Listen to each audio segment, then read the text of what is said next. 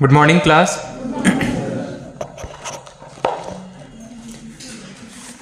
चलिए, last class में विदेशी आक्रमण के बारे में पढ़ रहे थे।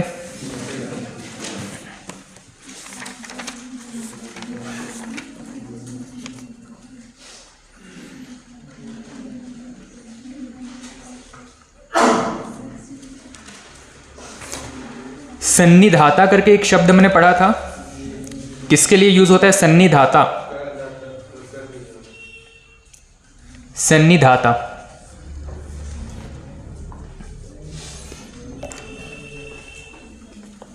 अर्थशास्त्र नाम की एक किताब है, उसमें 18 तीर्थों या 18 अधिकारियों का उल्लेख किया गया है। उसी में एक शब्द है सन्निधाता।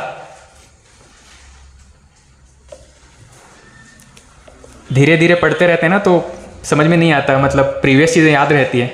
अब यही चीज़ 2 महीने बाद पढ़ोगे या 3 महीने बाद एग्जाम के पहले तो कुछ भी याद नहीं आता ऐसा चीज़। सन्निधाता किसको बोलते हैं? राजकोष का अध्यक्ष या राजकोष को संभालने वाला। कुछ कॉमन शब्द हैं वो तो आपको पता चल जाएंगे, जैसे दुर्गपाल, हाँ, किले की व्यवस्था संभालने वाला, उसकी रक्षा करने वाला। व्यवहारिक, व्यवहारिक किससे संबंधित है?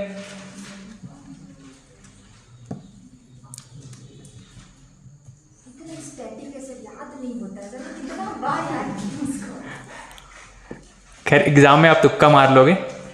हिस्ट्री में ऐसे पॉइंट वाइज एकदम क्रोनोलॉजिकल चीज़ें याद रहेगी नहीं, चाहे कितना भी अच्छा टीचर पढ़ा ले।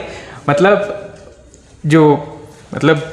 दिल्ली की जो टॉप कोचिंग है यूपीएससी के लिए, दृष्टि आईएएस हो गया, विजन हो गया, बाजीराम हो गया, वहाँ से पढ़ने वालों का भी वही हाल है जो यहाँ पे हम लोग का है। ठीक, मतलब वहाँ पे तो क्वालिटी या टाइम का कोई कमी नहीं है। वहाँ पे लगभग 150 से 200 घंटे की क्लासेस होती है सिर्फ हिस्ट्री के लिए, जो कि हम यहाँ पे लगभग 30, 40, 50 घंटे में मैक्सिमम समय मिल पाए तो कवर करेंगे। अभी सिर्फ 10-12 क्लास हुआ है, नेक्स्ट मंथ तक टारगेट रहेगा कि कवर हो जाएगा। ठीक, तो वहाँ पे लगभग, और डेली 3 घंटे की क्लासेस सिर्फ एक सब्जेक्ट की, डेली 3 घंटे की क्लासेस, लगभग 200 से ज़्यादा आवर्स की क्लासेस चलती है वहाँ पे। तो उसके बावजूद भी ये हाल रहता है क्योंकि वहाँ पे स्टोरी या फिर क्रिटिकल थिंकिंग पे ज़्यादा फोकस करते हैं। फैक्ट्स उतने इम्पॉर्टेंट, फैक्ट्स तो एग्जाम निकालने के लिए इंपॉर्टेंट है ही है, पर फैक्ट्स कोई भी टीचर याद करवा ही नहीं पाएगा। आप ठीक है स्टोरी के फॉर्म में याद करवा लिया, पर धीरे धीरे इतनी सारी चीज़ें पाइल अप हो जाती हैं, इतना लंबा चौड़ा सिलेबस हो जाता है कि आगे पार्ट पीछे सा पार्ट वैसी स्थिति रहती है। और एक सब्जेक्ट तो नहीं है, जितना सब सिलेबस यहाँ है, फिर हिस्ट्री है, ज्योग्राफी है, पॉलिटी, इकोनॉमी, और फिर वहाँ तो और इंटरनेशनल रिलेशन, एथिक्स, ऐसे दुनिया भर की चीज़ें हैं। ठीक, तो उसको लेकर डिमोटिवेट मत रहना कि एकदम पॉइंट वाइज मुझे कोई चीज़ याद ही नहीं है करके। लगता है शुरुआत, तैयारी का जब शुरुआती दौर रहता है, हम लोग क्योंकि 11, 12, 10th वाला अपना वो मेंटालिटी लेकर आते हैं, क्योंकि हमको सारी चीज़ें एकदम क्वेश्चन दिखा और फटाफट आंसर याद रहते हैं कि ये चीज़ लिखना है करके। लेकिन वो चीज़ यहाँ पॉसिबल नहीं है। यहाँ पे ऐसे ऐसे लोग सेलेक्ट हुए हैं जिनको फैक्ट्स पे भले कमांड नहीं था, पर हाँ ये पता था कि 4 ऑप्शंस में से ये आंसर हो सकता है। पढ़ा हुआ है, उनको ऑप्शन देख के याद आ जाता है, इतना रह गया मतलब एग्जाम में, अगर आपने 2-3 बार ठीक से रिवाइज किया है तो। ठीक है, तो सिलेबस एक बार ठीक से कवर हो जाए और लिमिटेड चीज़ आप बार बार पढ़ें, वो ज़्यादा बेनिफिशियल होगा। ठीक है, बहुत सारे फैक्ट्स और उसके एनालिसिस, या फिर ये फैक्ट इस बुक में अलग है, उस बुक में अलग है, इसके चक्कर में पढ़ेंगे तो बहुत सारी चीज़ें आपको बहुत मतलब टाइम लेके चले जाएगा और बेनिफिट कम मिलेगा उसमें। ठीक है, तो कोई भी आपको जो भी एक बुक ठीक लगता है उसको पढ़िए और ज़्यादा से ज़्यादा उसी को रिवाइज कीजिए। लिमिटेड फैक्ट्स याद रह जाए तो अच्छा है। थोड़ा सा स्टोरी अगर कहीं से मिलता है यूट्यूब से या फिर क्लास में, उतने से रिलेट कर लेंगे। क्रोनोलॉजी याद रखेंगे कि किसके बाद कौन सा वंश आया, थोड़ा टाइम का आइडिया रहेगा कि टाइम का स्केल किस तरीके से चल रहा है। किसी एक राजा के समय में 2-4 जो बहुत खास बातें हैं, उतना याद रह जाएगा तो पर्याप्त है। ठीक है, क्योंकि एक ही सब्जेक्ट नहीं है। हिस्ट्री आपको मान लीजिए पूरे 100 नंबर के क्वेश्चन पेपर में 5 क्वेश्चन अगर हिस्ट्री के आने वाले हैं, तो उसके लिए मतलब इतना एफर्ट ना लग जाए कि बाकी के लिए हम एग्जॉस्ट हो चुके हों। ठीक है, तो बैलेंस करके चलेंगे, एग्जाम निकल जाएगा आपका भी। ठीक, ऐसे ही कुछ 2-3 और क्वेश्चन है। एक शब्द हमने पढ़ा है अदेव मात्रिक।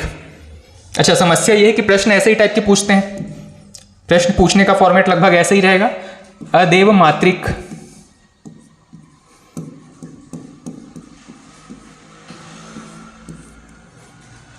ये किस चीज़ से संबंधित शब्द है? ये कोई टैक्स है, भूमि है, या कोई वंश का नाम है, किसी राजा का? कोई राजा है? अदेव मातृक क्या है ये? भूमि है। ठीक, किस टाइप की भूमि है ये? इसके बारे में कोई खास बात हमने यहाँ पढ़ा था क्या? एक सरकारी भूमि पर रखे, हाँ हाँ, एक मतलब भूमि के हमने दो कैटेगरी पढ़े थे।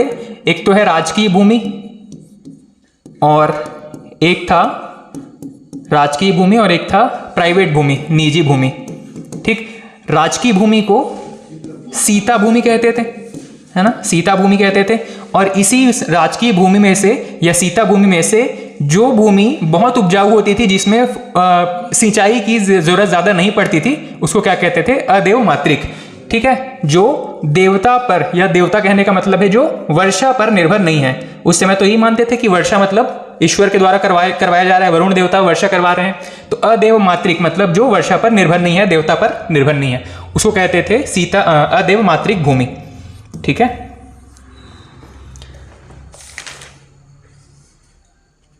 तक्षशिला कहां पे है? पाकिस्तान अफगानिस्तान वाला एरिया आता था उस समय। तक्षशिला एक लोकेशन, मतलब एक बड़े एरिया को तक्षशिला कहते थे। अभी तो उसका एरिया घट के मतलब एक खास जगह को या सिटी को तक्षशिला कहते हैं। उस समय तक्षशिला के नाम से जो बहुत बड़ा एरिया था, और पाकिस्तान अफगानिस्तान का एरिया कुछ कवर करता था। अब सिर्फ पाकिस्तान में इसका लोकेशन आएगा।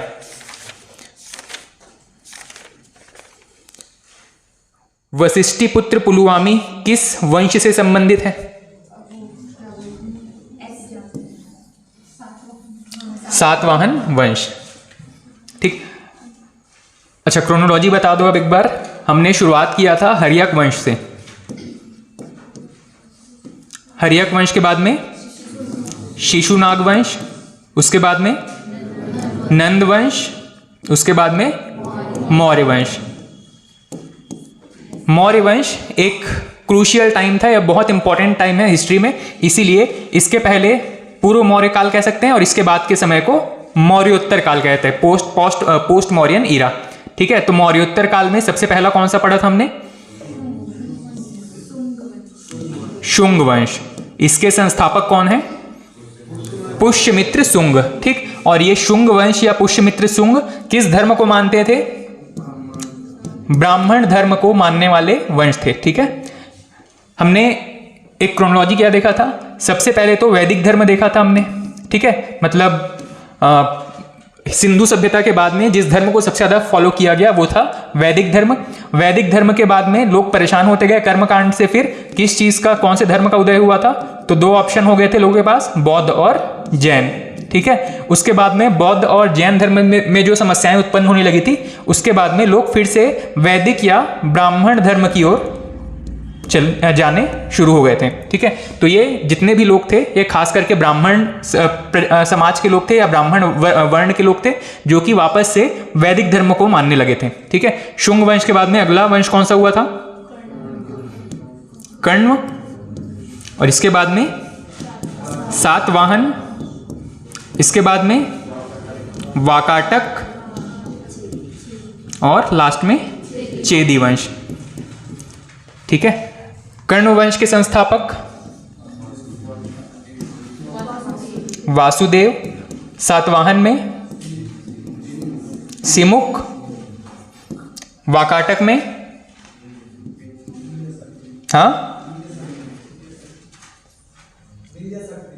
विंध्य शक्ति। विंध्याचल पर्वत के आसपास का एरिया था विंध्य शक्ति। ठीक, उसके बाद में चेदी वंश में खारवेल। ये किस तरफ शासन कर रहे थे? चेदी वंश। खारवेल उड़ीसा तरफ। ठीक है, और इसी से एक नाम हमने पढ़ा था, खारवेल का हाथी गुम्फा अभिलेख। खारवेल का हाथी गुम्फा अभिलेख, इसी अभिलेख से इस वंश की जानकारी मिलती है। खारवेल का हाथी गुम्फा अभिलेख। ठीक है, और हाँ, इसके बाद में हमने शुरुआत किया था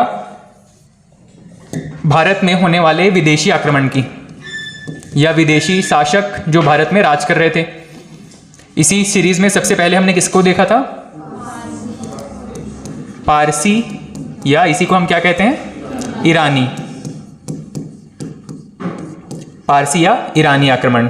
अच्छा, पारसी या ईरानी में सबसे पहला राजा कौन था जिसने भारत पर आक्रमण किया था? कुरुश। और सेकंड डेरियस, डेरियस या दारा। ठीक है, ये जो था सबसे सफल आक्रमणकारी था डेरियस। और उसके बाद में जो नेक्स्ट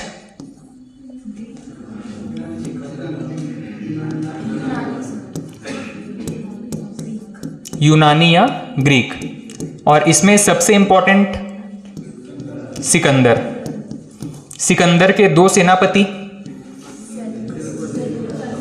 एक था सेल्यूकस और एक था निर्याकस। कौन सा जल सेनापति, कौन सा थल सेनापति? सेल्यूकस थल सेनापति और निर्याकस जल सेनापति था। ठीक,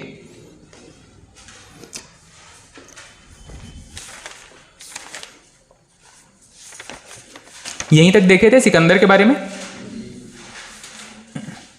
सिकंदर की मृत्यु कहां पर हुई है? सिकंदर ने भारत पर आक्रमण किस वर्ष किया था? 326 ईसा पूर्व में। पारसी या ईरानी लोग जो भारत में चांदी के सिक्के चलाते थे उसको क्या बोलते थे? सिंगलोई या सिगलोई। ठीक है,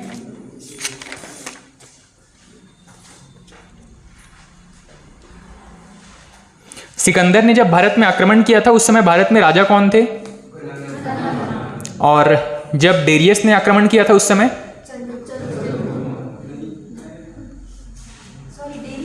डेरियस या दारा प्रथम ने जब आक्रमण किया था।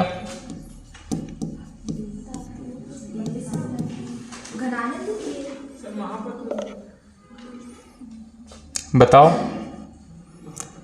आक्रमण की सीरीज में सबसे पहले अगर मुख्य रूप से देखा जाए तो दारा प्रथम या डेरियस, उसके बाद में सिकंदर, और सिकंदर के बाद में उसका सेनापति सेल्यूकस। इनके आक्रमण भारत में कब हुए? किस राजा के समय हुए थे ये याद रखना है, सेल्यूकस। ठीक है, तो दारा प्रथम के समय पे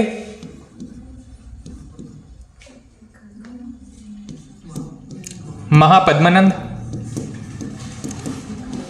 ठीक, सिकंदर के समय पे घनानंद। और इसी हमले की चेतावनी देने के लिए कौन गया था घनानंद को? चाणक्य। ठीक है, और सेल्यूकस निकेटर जब वापस आता है यहाँ पे आक्रमण करने के लिए तब तक राजा परिवर्तन हो जाता है। कौन था? चंद्रगुप्त मौर्य। मौर्य वंश के संस्थापक चंद्रगुप्त मौर्य। सहायक कौन थे इसके साथ में? हाँ, चाणक्य।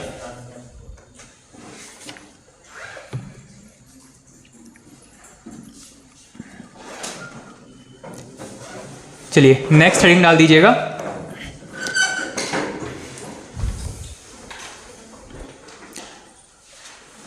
हिंद यवन आक्रमण। दो के बारे में पढ़ चुके हैं, तीसरा शुरू करिएगा। हिंद यवन आक्रमण।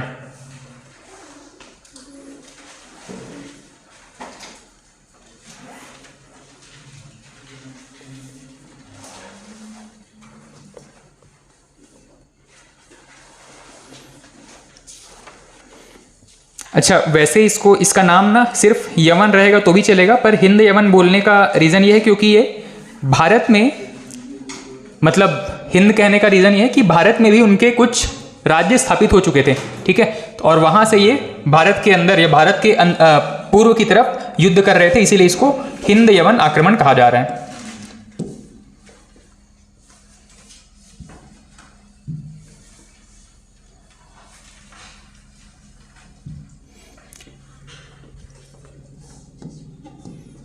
ठीक, अब इसके बारे में कुछ महत्वपूर्ण चीजें इसको लिखिएगा।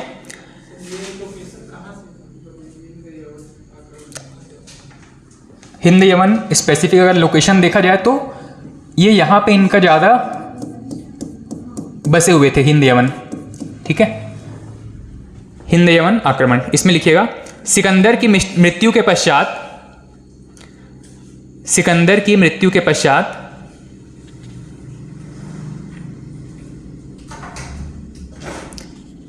सेल्यूकस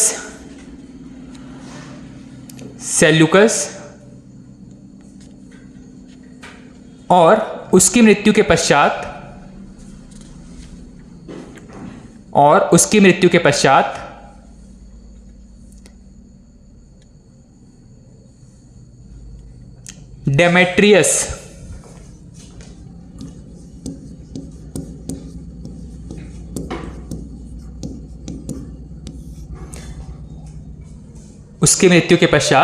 डेमेट्रियस ने भारत पर आक्रमण किया।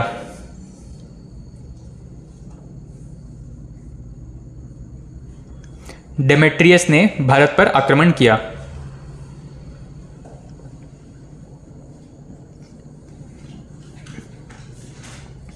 नेक्स्ट पॉइंट, इसने पुष्यमित्र शुंग को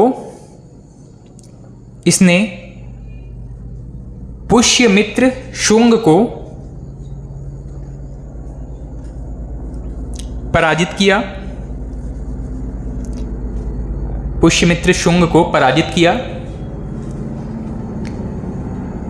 और प्रथम बार भारत में सोने के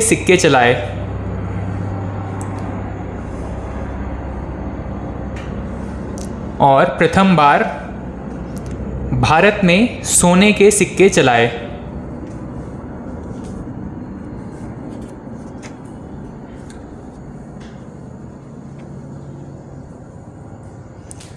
अब सिक्कों से संबंधित कुछ महत्वपूर्ण चीजें हैं, जैसे कि भारत में सबसे पहले सिक्के कब चलाए गए, सबसे पहले सोने के सिक्के कब चलाए गए, सर्वाधिक सोने के सिक्के कब चलाए गए, सर्वाधिक शुद्ध सोने के सिक्के किसने चलाए थे। ये कुछ पॉइंट्स हैं, तो इसको आप एक जगह लिखना चाहोगे इसी में, ठीक है, इसको नोट कर लो।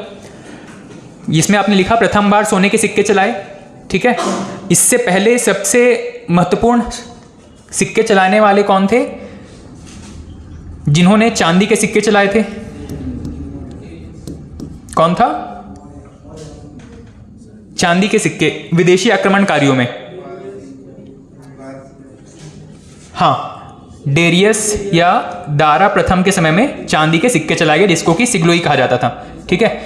इसमें लिखिएगा नेक्स्ट पॉइंट, सिक्कों के से संबंधित जो 2-3 महत्वपूर्ण बिंदु हैं, इसको एक जगह लिखिएगा। भारत में चलाया गया प्रथम सिक्का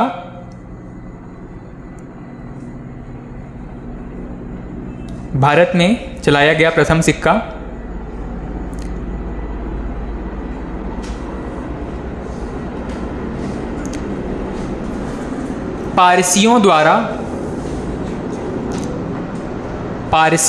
पारसी या ईरानियों द्वारा चांदी का सिक्का था।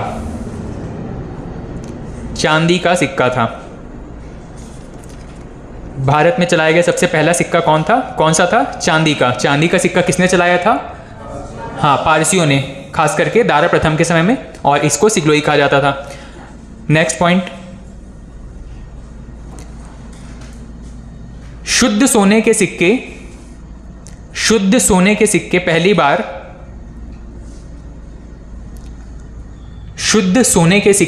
बार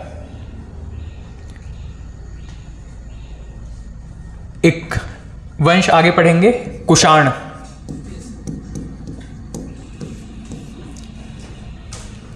शुद्ध सोने के सिक्के पहली बार कुषाणों ने जारी किए।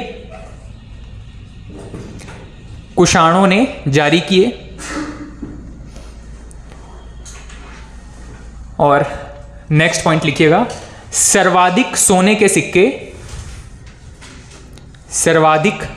सिक्के गुप्त शासकों ने जारी किए। ठीक, अगला जो प्रमुख मौर्योत्तर काल में जो अगला प्रमुख वंश पढ़ेंगे वो है गुप्त वंश। मौर्य काल के बाद में गुप्त वंश, वहीं पे गुप्तों ने सबसे ज़्यादा सोने के सिक्के जारी किए। ठीक है, अब इसके आगे ना कम से कम दो लाइन छोड़ के रखिए, 2-3 लाइन कॉइन से संबंधित कोई और महत्वपूर्ण बात मिलती है तो यहीं पे नोट करेंगे एक जगह, ठीक है। तो भारत में सबसे पहले चांदी के सिक्के किसने चलाए थे? पारसियों ने, खास करके किस राजा के समय में? डेरियस या दारा प्रथम के समय में। भारत में पहली बार सोने के सिक्के किसने चलाए थे? कुषाणों ने। सर्वाधिक और सर्वाधिक शुद्ध सोने के सिक्के? तो पहली बार सोने के सिक्के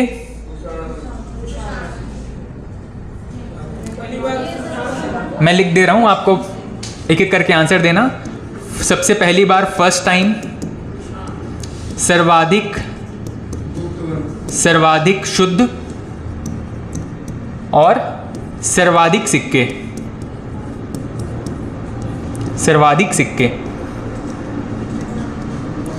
ठीक, तो पहली बार सोने के सिक्के किसने चलाए थे?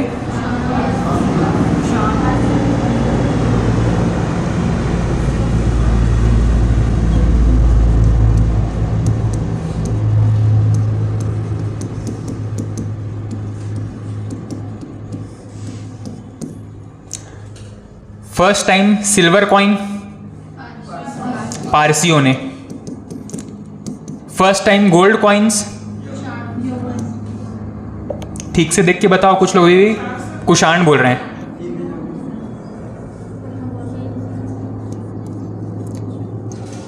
तीनों में डिफरेंस है। पहली बार सोने के सिक्के जारी करने वाले, पहली बार सबसे शुद्ध सोने के सिक्के जारी करने वाले और सर्वाधिक शुद्ध सिक्के जारी करने वाले। फर्स्ट टाइम गोल्ड सिक्के किसने जारी किए? पुष्यमित्र शुंग को पराजित किया गया है।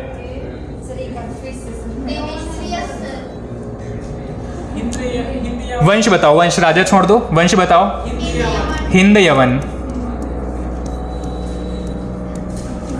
एग्जाम में आपको आंसर याद रहेगा, पर ये सोचते रहोगे कि कौन सा किसके लिए है करके। सर्वाधिक शुद्ध सोने के सिक्के कुषाण और सर्वाधिक सोने के सिक्के गुप्त। इसमें किसी को डाउट है क्या कि इसका मतलब क्या है?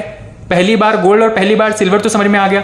सर्वाधिक शुद्ध कहने का मतलब है कि जो 24 कैरेट गोल्ड होता है, तो 24 कैरेट गोल्ड वाला किसने चलाया था? कुषाणों ने। और सिक्कों को मजबूती दे करके, उसमें कुछ मिलावट करने के बाद तो ज़्यादा मजबूत होता है ना, अदरवाइज आसानी से बैंड हो जाता है।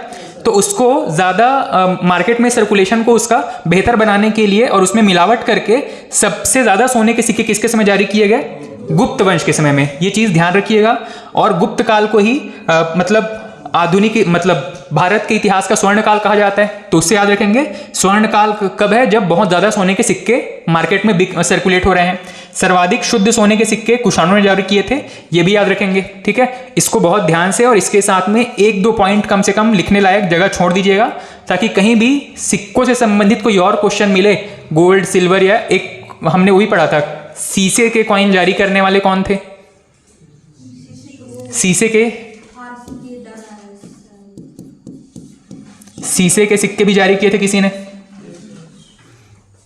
देखो पीछे पलटो, शीशे के सिक्के किसने जारी किए थे?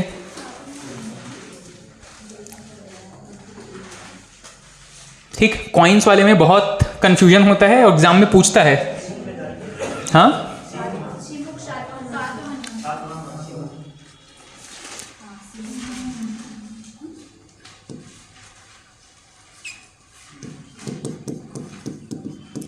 शीशे के सिक्के सातवाहन वंश,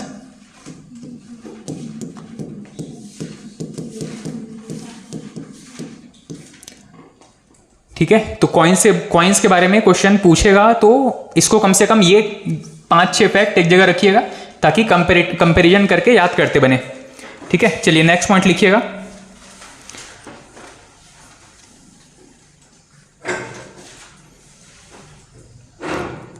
इनकी राजधानी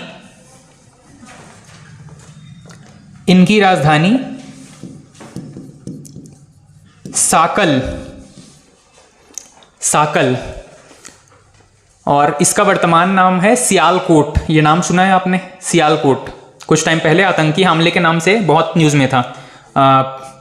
पाकिस्तान, पंजाब, हाँ पंजाब के आसपास का क्षेत्र है, पंजाब और पाकिस्तान के बीच का क्षेत्र है।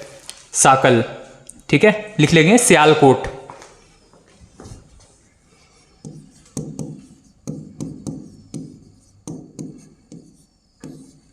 सियालकोट, इनकी राजधानी थी साकल या सियालकोट।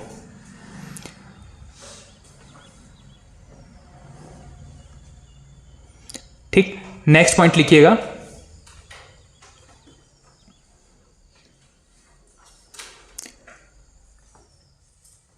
इस वंश के अन्य प्रमुख शासक,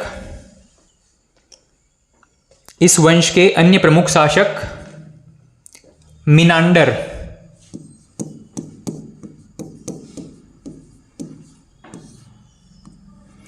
इस वंश के अन्य प्रमुख शासक मिनांडर। और इन मिनांडर के बारे में एक दो चीजें हैं, लिखिएगा।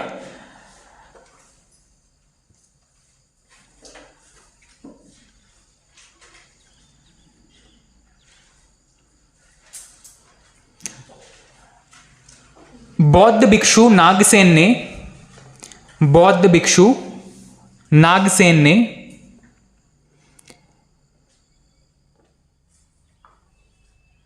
इसे बौद्ध धर्म की दीक्षा दी।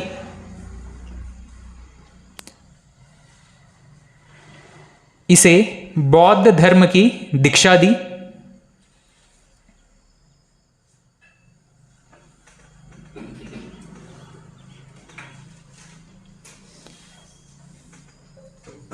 नेक्स्ट पॉइंट, इसी राजा के नाम पे एक बुक का नाम है मिलिंद पन्हु। मिलिंद पन्हु, ठीक, इसमें किस चीज का वर्णन है? तो ये जो मिनांडर है और नागसेन, इन दोनों के बीच जो भी डाउट थे मिनांडर को धर्म से संबंधित, नैतिक शिक्षा से संबंधित, ये सारे क्वेश्चन ये नागसेन से कर रहा था। नागसेन कौन है? बौद्ध भिक्षु, ठीक है, बौद्ध भिक्षु जिसने इस मिनांडर को दीक्षित किया था या दीक्षा दी थी बौद्ध धर्म की, ठीक है। तो ये जो अपने मन में जो भी क्वेश्चन थे धर्म से संबंधित, ठीक है, नीति शास्त्र से संबंधित, वो सारे क्वेश्चन ये मिनांडर जो है नागसेन से पूछ रहा था और ये नागसेन जवाब दे रहा था। दोनों के बीच का जो वार्तालाप है इसी को ही इस किताब में कंपाइल किया गया। इस किताब का नाम क्या है? मिलिंद पन्हु, ठीक है, लिखिएगा इसको एक पॉइंट। मिलिंद पन्हु नामक बौद्ध ग्रंथ में, मिलिंद पन्हु नामक बौद्ध ग्रंथ में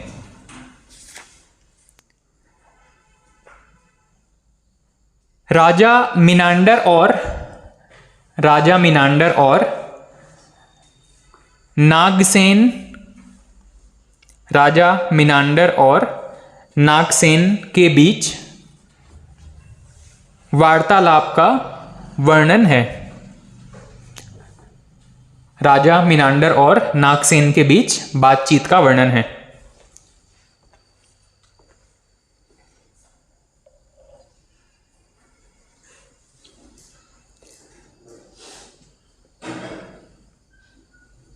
ठीक, और लास्ट पॉइंट, यह पाली भाषा में लिखा गया ग्रंथ है। यह पाली भाषा में लिखा गया ग्रंथ है। बौद्ध धर्म किस भाषा पर ज्यादा फोकस करते थे? पाली। और जैन धर्म प्राकृत भाषा। और वैदिक काल में संस्कृत भाषा ज्यादा प्रचलित था। ठीक, उसके बाद में राजाओं के बारे में बहुत इंपॉर्टेंट नहीं है यहाँ पे, लेकिन एक दो पॉइंट्स हैं इस पूरे वंश से संबंधित। ठीक, ये इंपॉर्टेंट है, इसको नोट करके लास्ट में लिखिएगा।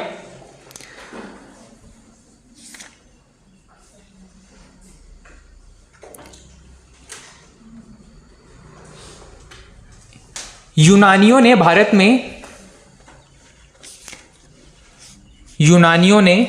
में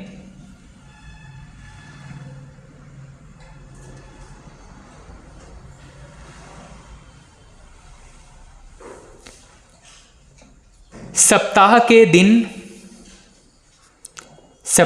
दिन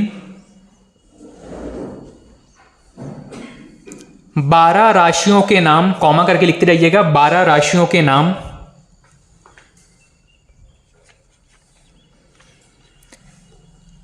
ग्रहों के नाम, ग्रह प्लैनेट्स, ग्रहों के नाम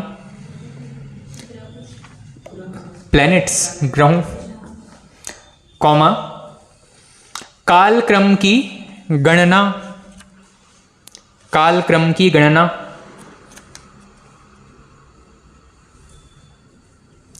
इत्यादि ज्ञान का प्रसार किया, इत्यादि ज्ञान का प्रसार किया।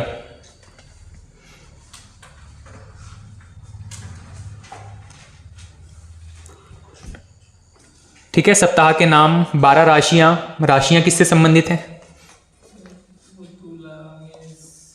आपका राशि क्या है? तुला। रहते हो बैलेंस्ड कि एक्सट्रीम पे चले जाते हो? लाइफ में बैलेंस नहीं बना पा रहे तुला राशि के होकर भी। ठीक है,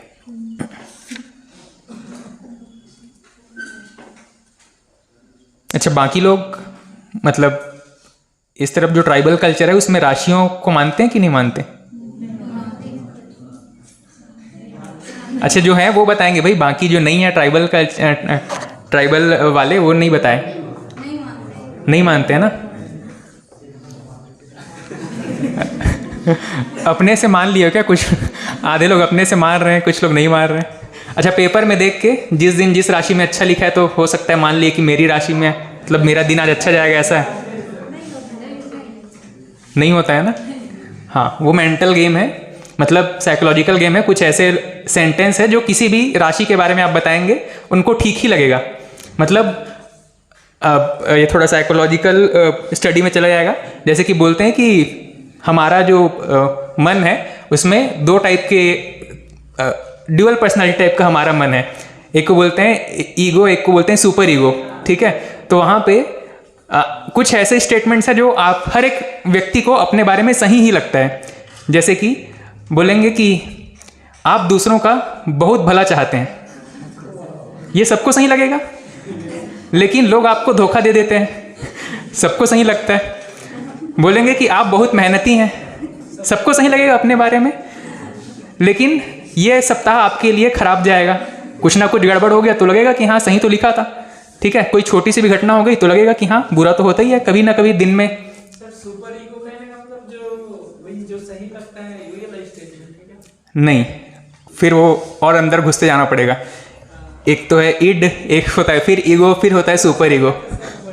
हाँ ठीक, एथिक्स में बहुत डिटेल में पढ़ाते हैं कि किस तरीके से किसी एडमिनिस्ट्रेटर को डिसीजन मेकिंग करना चाहिए, क्योंकि कई बार ऐसी सिचुएशंस आती हैं मतलब मॉरली दोनों तरफ करेक्ट होगा पर डिसीजन तो कुछ एक को लेना पड़ेगा आपको।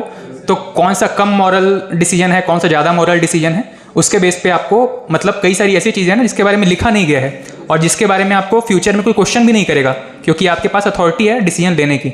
लेकिन आप क्या डिसीजन लेते हैं वो डिपेंड करता है कि वो मेजोरिटी को बेनिफिट दे रहा है, ज़्यादा लोगों के लिए बेनिफिशियल है या नहीं है, इस तरीके से। ठीक है, खैर चलिए वो डिफरेंट चीज़ हो जाएगा। इसमें लिखिएगा नेक्स्ट पॉइंट,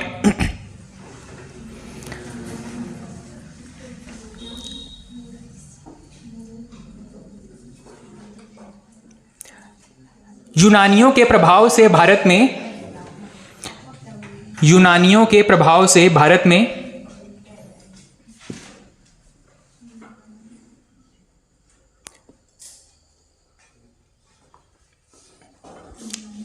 यूनानियों के प्रभाव से भारत में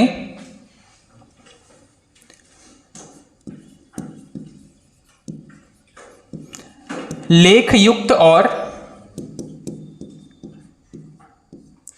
उचित आकार वाली मुद्राएं प्रचलित हुई। लेखयुक्त और उचित आकार वाली मुद्राएं प्रचलित हुई। पहले जो कॉइन्स चलते थे यूनानियों से पहले, वो ज़्यादा करके पंचमार्क वाले कॉइन होते थे। पंचमार्क कहने का मतलब है कि जिसको फैक्ट्री में किसी मशीन से दबाकर उस पर मार्किंग की गई है और उनका शेप बहुत स्ट्रक्चर्ड नहीं होता था। मतलब जैसे कि आज के कॉइन्स बिल्कुल गोल हैं तो गोल, किसी में ऐसा नहीं है कि उसमें फिनिशिंग की कमी है। ठीक है, तो ये जो इनसे पहले हिंद एवन से पहले जो कॉइन्स चलते थे वो बहुत अनफिनिश टाइप के रहते थे, जिनके एजेस आड़े टेढ़े हो सकते थे, सिर्फ पंच मार्क किए जाते थे।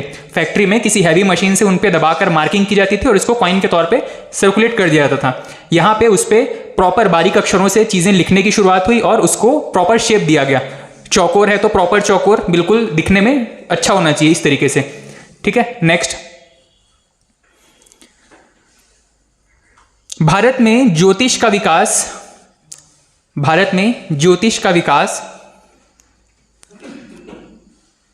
यूनानियों के द्वारा हुआ। ज्योतिष का विकास यूनानियों के द्वारा हुआ। ठीक है, 12 राशियां हैं, ज्योतिष हैं, ये सभी उन्हीं की देन है।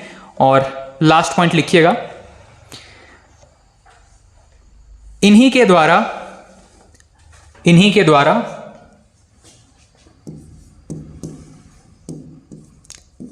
राजा का दैवीकरण सिद्धांत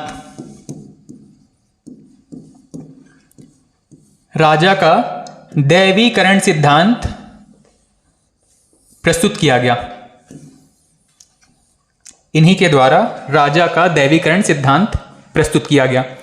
इसका मतलब ये हो गया कि ये जो आम व्यक्ति था राजा बनने से पहले, राजा बनने के बाद यही जो है वो ईश्वर के जैसा ट्रीट किया जाने लगा। इसका मतलब यह है कि ये ईश्वर का दूत है और कोई भी डिसीजन लेगा, कोई भी टैक्स इंपोज करेगा, किसी की भी हत्या कर देगा, किसी को भी कोई दंड दे देगा, वो ईश्वर इससे करवा रहा है। ठीक है, ये स्वयं नहीं कर रहा है, ईश्वर इससे करवा रहा है। मतलब इसको समाज में एक ईश्वर के जैसा या देवता के जैसी उपाधि मिलनी शुरू हो गई थी।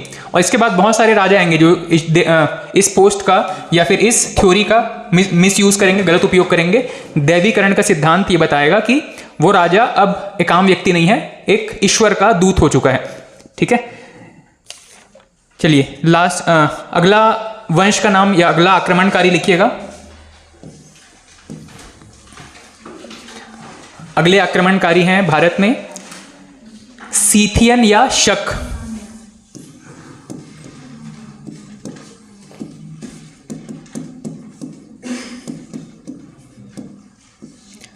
सीथियन या शक आक्रमण।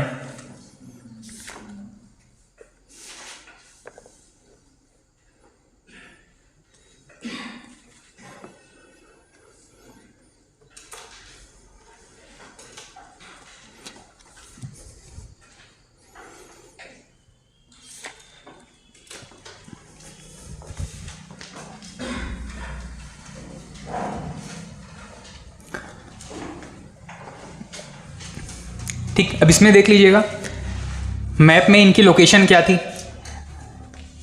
ये जो विदेशी आक्रमणकारी थे ये भी आपस में लड़ाई इनका चल रहा था। जैसे कि शक आए, उसके बाद में कुषाण आएंगे, उसके बाद में हूण आएंगे। तो ये जो है आपसी, फिर जैसे कि यहाँ पे जो सामान्य रूप से जो राजा आपस में लड़ाई कर रहे थे क्षेत्र विस्तार के लिए, वैसे ही विदेशी आक्रमणकारी लड़ाई कर रहे थे। पहले ये है, उसके बाद में कोई और आक्रमणकारी आएगा, पहले इसको हराएगा, फिर और एरिया कैप्चर करेगा। ठीक है, इनको अगर ये या इनके शासक या इस वंश के दूसरे जो राजा हैं वो कमजोर पड़ने लगे तो फिर कोई तीसरा आएगा, फिर इनको हराएगा, यहाँ पे साम्राज्य स्थापित करेगा, फिर कोई चौथा आएगा, इनको हराएगा, यहाँ पे साम्राज्य स्थापित करेगा। यही सीक्वेंस चल रहा था इंडिया में। ठीक है, तो अभी हम जिसके बारे में पढ़ रहे हैं शक या सीथियन, वो भी यहाँ पे इस जगह से शुरू किए थे। ठीक है, ये पाकिस्तान का जो तक्षशिला एरिया है यहाँ पे सबसे पहले कब्जा किए और उसके बाद में धीरे धीरे दक्षिण की तरफ आते आते लगभग गुजरात तक इनका विस्तार हो गया था। ठीक, और मैंने कल एक चीज आपसे डिस्कस किया था, एक वंश के बारे में पढ़ा था हमने, सातवाहन वंश। ठीक, सातवाहन वंश के एक राजा थे जिनको यहां पे रुद्रदामन ने हराया था। ठीक, किसको हराया था रुद्रदामन ने? वैसे रुद्रदामन को उस टाइम पे इस एरिया का शासन मिला हुआ था। ये जो गुजरात वाला एरिया है, गुजरात वाला एरिया है, यहां पे एक शासक थे इसी वंश के, शक वंश के एक शासक का एरिया था ये जूनागढ़। ठीक है, जूनागढ़ में ये शासन कर रहे थे। इसी शक वंश में अलग अलग राजा हुए थे और एक राजा थे आपके रुद्रदामन। इस राजा को जूनागढ़ का एरिया मिला था शासन करने के लिए, रुद्रदामन।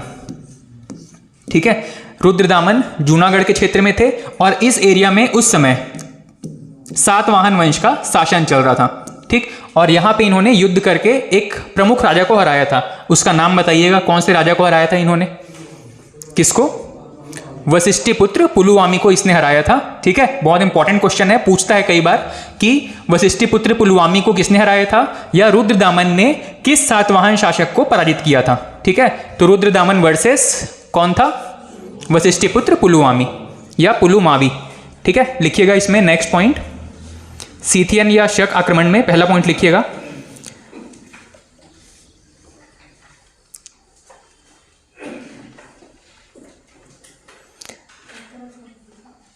इस वंश के प्रमुख शासक रुद्रदामन हुए। इस वंश के प्रमुख शासक रुद्रदामन हुए।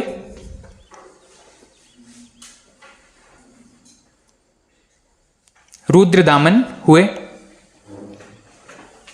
इनका विस्तार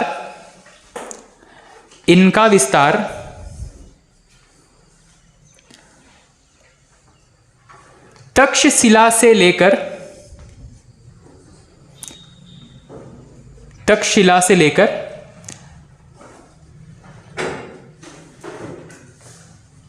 जूनागढ़, तक्षशिला से लेकर जूनागढ़ तक फैला था। इनका साम्राज्य या इनका विस्तार तक्षशिला, जो कि वर्तमान में कहां पे है? पाकिस्तान, और जूनागढ़ किस राज्य में है?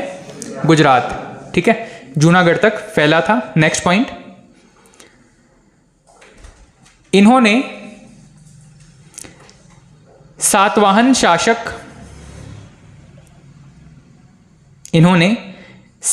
शासक पुलुमावी को पराजित किया।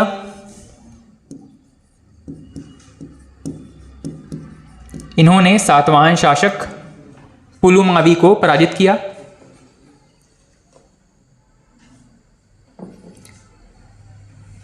और नेक्स्ट पॉइंट एग्जाम में पूछा गया है,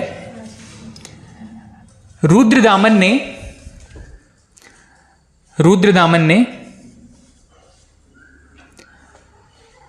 सुदर्शन झील का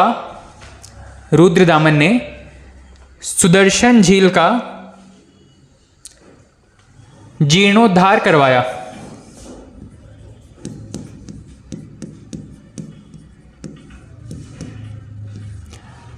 रुद्रदामन ने सुदर्शन झील का जीर्णोद्धार करवाया। इंपॉर्टेंट है, प्रीवियस ईयर्स में पूछा गया प्रश्न है। ठीक है, इंपॉर्टेंट मार्क करके रखिएगा, बहुत रिपीट भी होता है ये क्वेश्चन अलग अलग एग्जाम्स में। रुद्रदामन ने सुदर्शन झील का जीर्णोद्धार करवाया गुजरात में।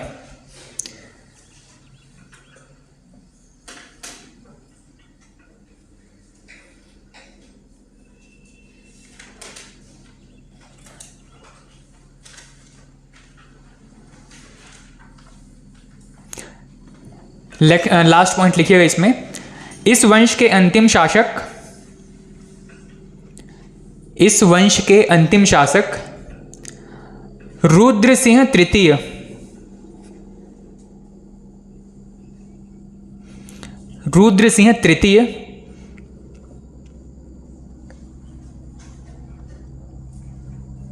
को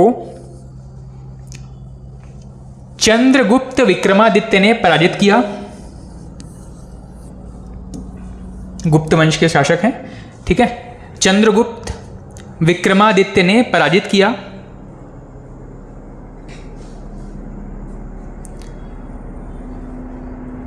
और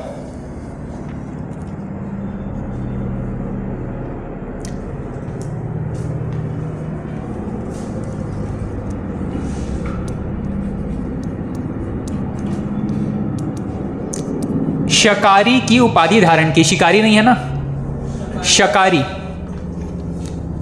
शकारी की उपाधि धारण की।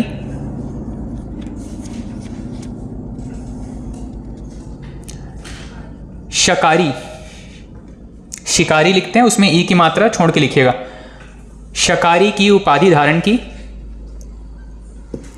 साथ ही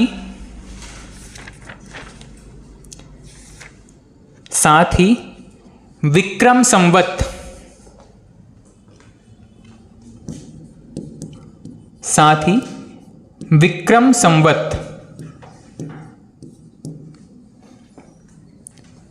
साथ ही विक्रम संवत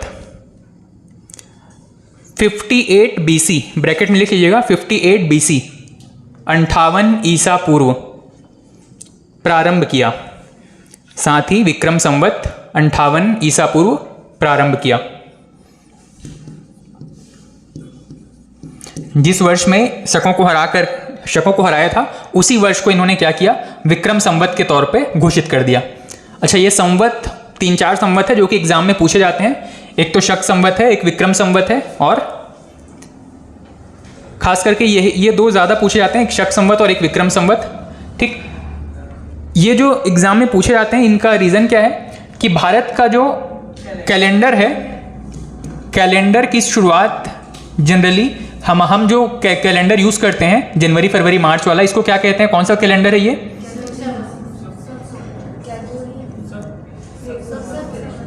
शक संवत वाला। जो 57 जो आगे चलता है उसी को मतलब ये सब संवत ये तो विक्रम संवत हो गया, ठीक है। हाँ, ये BC चल रहा है। अच्छा, हम जो यूज़ करते हैं कैलेंडर वो कौन सा है? वो ग्रेगोरियन कैलेंडर है। ग्रेगोरियन कैलेंडर ईसा मसीह के जन्म को 0 मानता है ना, तो ग्रेगोरियन कैलेंडर के हिसाब से 0 से वर्ष शुरू हुआ था और अभी हम 2023 में जी रहे हैं। ठीक, अगर हम शक संवत या विक्रम संवत के हिसाब से कैलकुलेट करेंगे तो ये डेट आगे पीछे होना शुरू हो जाएगा। कितना आगे पीछे होगा और कैसे होगा वो हम आगे देखेंगे, पर ये याद रखिएगा ग्रेगोरियन कैलेंडर जो कि ईसा मसीह जी के जन्म के आधार पर जिसको बनाया गया है, जिसमें 12 माह हैं जनवरी से लेकर दिसंबर तक, 0 से जब स्टार्ट होता है ईसा मसीह जी के जन्म के समय, वहां से लेकर इसको मतलब एक स्केल में 0 मान करके, और अभी हम कितने वर्ष आगे चल रहे हैं यहाँ से, 2023। ठीक है, 2023 वर्ष कंप्लीट हो चुके हैं, इसीलिए ये वर्तमान में 2023 चल रहे हैं। और अगर हम इस 0 से मान लीजिए 58 ईयर्स पहले चले गए, ठीक है, तो ये क्या होगा, 58 BC, ये क्या कहा जाएगा, विक्रम संवत। और अगर हम यहाँ से डेट कैलकुलेट करेंगे, अपना ईयर्स कैलकुलेट करेंगे, तो 2023 में हमको 58 और जोड़ना पड़ेगा। ठीक है, उन्होंने जब 58 BC को विक्रम संवत घोषित किया था, इसका मतलब ये है कि 58 से अब उनका कैलेंडर शुरू हो रहा है, 58 BC से वो 0 मान रहे हैं। ठीक, उस डेट से या उस ईयर से अपने कैलेंडर की शुरुआत कर रहे हैं और उस ईयर को 0 मान रहे हैं। मतलब यहाँ से 58 ईयर्स यहाँ तक पहुँचे, उसके बाद में 2023 वर्ष और आगे चलेंगे। मतलब टोटल आज के समय में अगर देखा जाए कि वर्तमान में विक्रम संवत के हिसाब से हम किस युग में जी रहे हैं या कौन से वर्ष में जी रहे हैं, तो क्या होगा, 2023 और प्लस 58। ठीक, देखो सर वो 50 मतलब पहले चालू हुआ 2000 से पहले, तो हम लोग बोलेंगे कि हम लोग 2023 में, तो वो लोग वैसे इसके हिसाब से पहले नहीं हुआ, वो पहले ही स्टार्ट हो गया था, तो 2023 से तो कम ही होगा सर।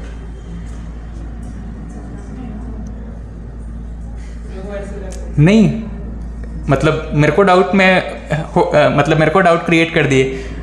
मेरे ख्याल से तो ऐसा ही होना चाहिए था, मतलब 0 से 58 BC या 58 ईयर्स पहले शुरू हो गया था। ठीक, अगर हमको ये कैलकुलेट करना है कि वर्तमान में कौन सा वर्ष चल रहा है विक्रम संवत के हिसाब से, तो 2023 इतना तो टाइम चल ही रहा है, इतना तो टाइम कंप्लीट हो गया है।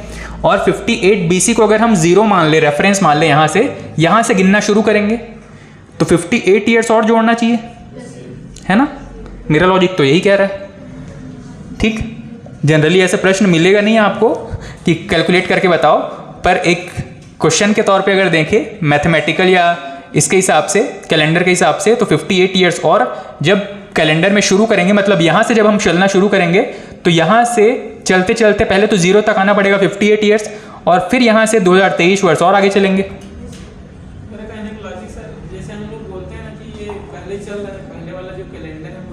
हाँ, उससे कम होना चाहिए, ऐसा सोच रहा हूं 2023, मतलब वो 0 से, मतलब वो उससे पहले था, तो उसका जो 50 BC मान रहे हैं, हाँ, तो 0 से स्टार्ट हुआ है। बताओ, पीछे कुछ महानुभाव जो बैठे हैं, कात जोड़ना पड़ेगा, ये ठीक है। चलो एक बार और, मतलब आपको अगर डाउट आ रहा है, मतलब ऐसा है ना कि सर मेरे कहने का मतलब ये है, हम लोग 0 से एक स्टार्ट किए, हाँ, BC का आए हैं। हाँ। हम लोग वो जो बीसी जो बोल रहे हैं वो ईसा मसीह के संबंध में तो बोलते हैं ना, एसी और एडी। हाँ, बीसी और एडी उन्हीं के यहीं से शुरू होगा। 58 बीसी है वो पहले ही स्टार्ट हो गया था। हाँ, मतलब ईसा मसीह की जन्म से तो जो 2023 है, ईसा मसीह के जन्म से 2023 तक हम लोग आगे आए हैं। हाँ। लेकिन उससे पहले हुआ था तो 2023 से वो पहले हुआ, ऐसा करना है। चलो एक बार मैं और चेक कर लूँगा, मतलब वेरीफाई कर लूँगा अगर आपको डाउट रह गया तो, ठीक है।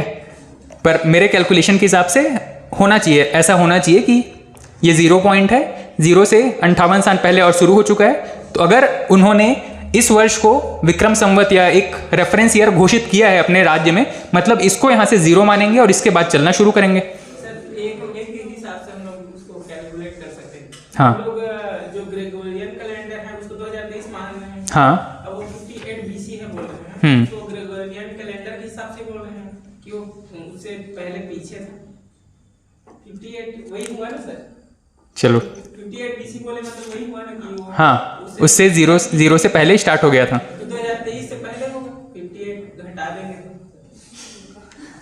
पहले ही start। मतलब अगर कोई और इनसे सहमत है तो बता सकते हैं, मतलब आप लोग को अगर लग रहा है तो ऐसा, ठीक। फिर अपन दोनों और डिस्कस कर लेंगे, ठीक है।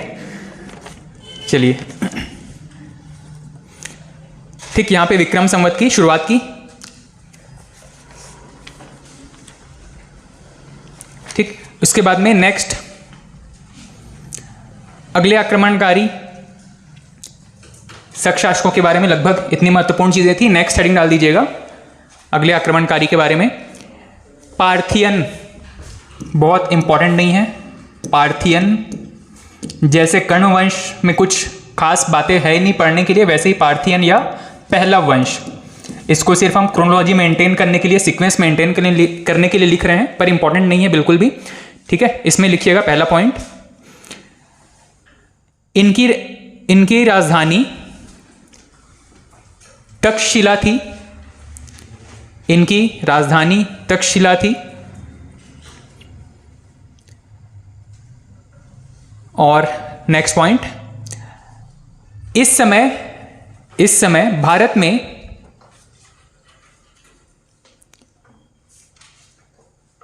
प्रथम ईसाई धर्म प्रचारक, इस समय भारत में प्रथम ईसाई धर्म प्रचारक कौन थे? थॉमस, सेंट थॉमस आए। इस समय भारत में प्रथम ईसाई धर्म प्रचारक सेंट थॉमस आए।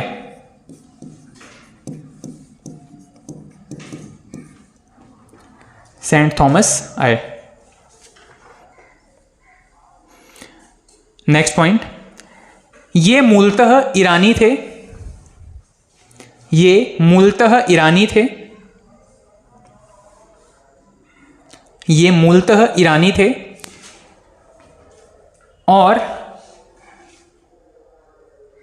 इनका अंत कुषाणों के द्वारा किया गया। और इनका अंत कुषाणों के द्वारा किया गया।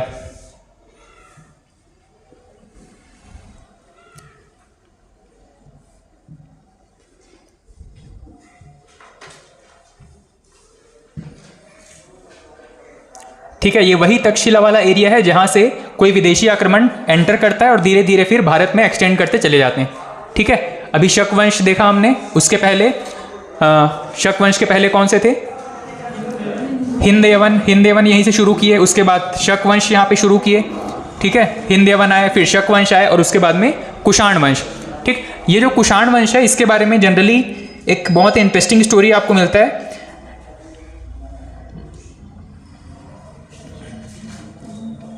ये जो कुषाण वंश थे या शक वंश थे, ये इस तरफ चीन का जो एरिया है यहाँ पे बसने वाले एक कबीलाई लोग थे।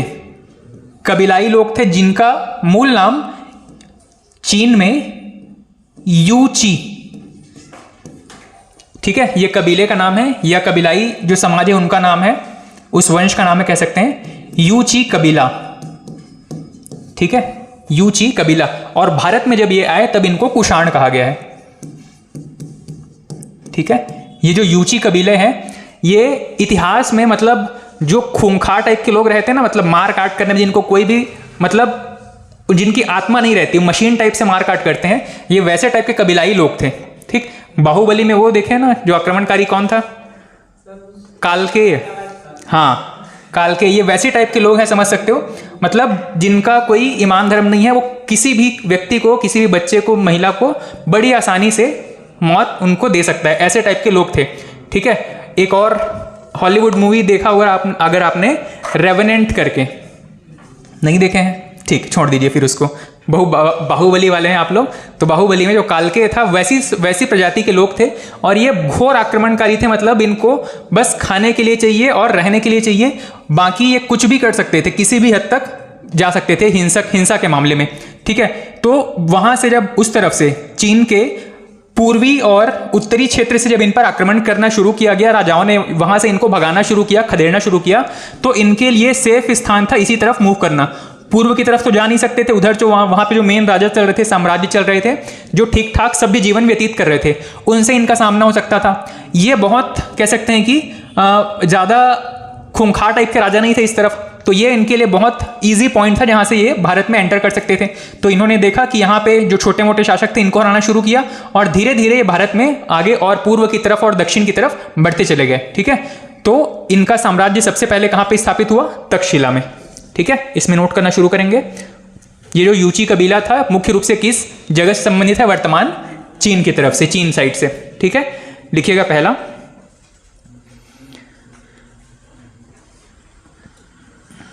अच्छा हेडिंग क्या दिए, अच्छा पार्थियन वंश में सेंट थॉमस खत्म। हाँ, उसके बाद में नेक्स्ट वंश के बारे में लिखिएगा, कुषाण वंश। कुषाण वंश, नेक्स्ट वंश का नाम है कुषाण वंश।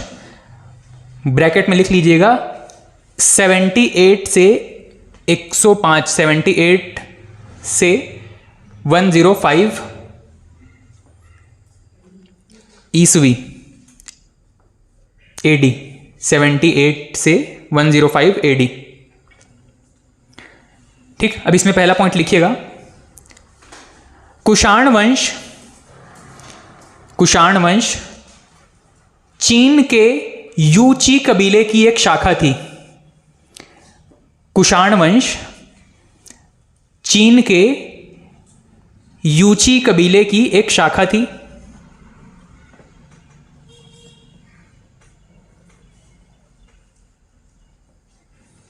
यूची कबीले की एक शाखा थी। नेक्स्ट पॉइंट,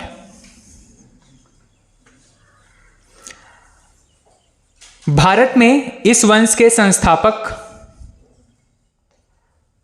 भारत में इस वंश के संस्थापक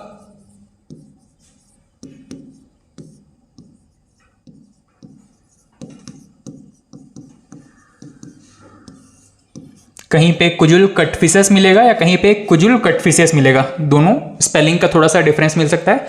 इस वंश का संस्थापक कुजुल कटफिसेस था। भारत में इस वंश का संस्थापक कुजुल कटफिसेस था।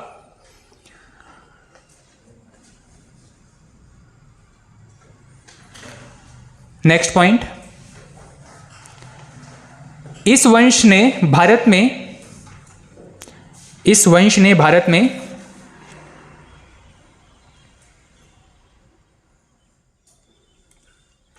सर्वाधिक शुद्ध सोने के सिक्के चलाए। इस वंश ने भारत में सर्वाधिक शुद्ध सोने के सिक्के चलाए, और इस वंश में जो ऐसा एक शासक निकला जिसके वजह से ये पूरा वंश याद किया जाता है, वैसा एक नाम है यहां पे। नेक्स्ट राजा का नाम लिख लीजिएगा, कनिष्क। कनिष्क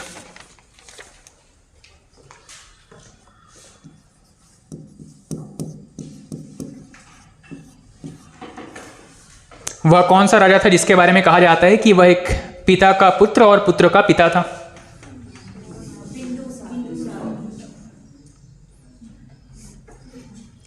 हर्यक वंश पहला शासक कौन था?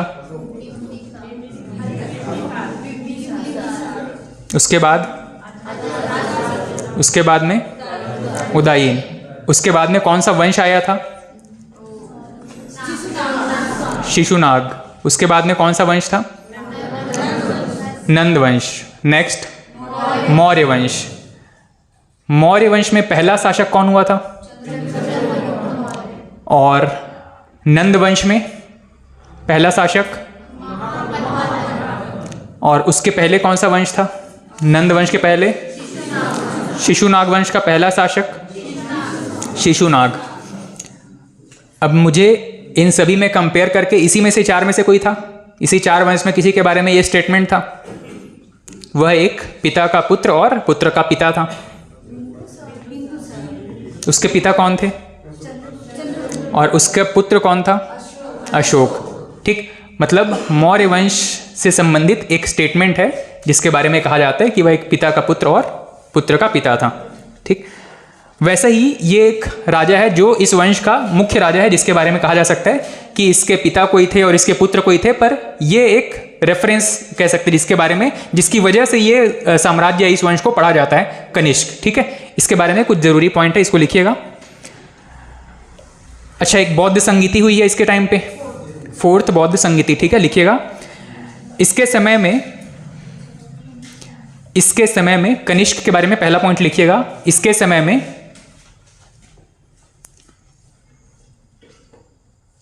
चौथी बौद्ध संगीति, इसके समय में चौथी बौद्ध संगीति आयोजित की गई। चौथी बौद्ध संगीति आयोजित की गई।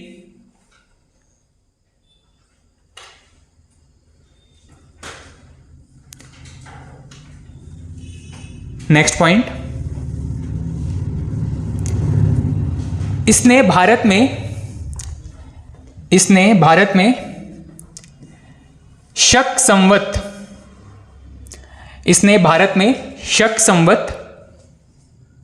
ब्रैकेट में लिखिएगा 78 ईस्वी, 78 AD, 78 AD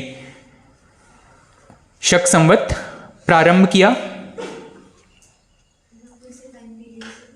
हाँ, इसने भारत में शक संवत 78 AD, भारत में 78 AD शक संवत प्रारंभ किया।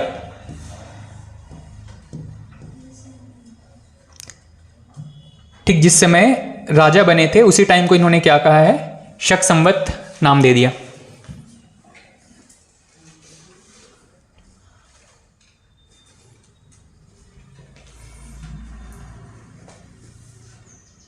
अचानक मुझे ध्यान आ गया कि यहां पे आपका डाउट क्लियर हो सकता है करके।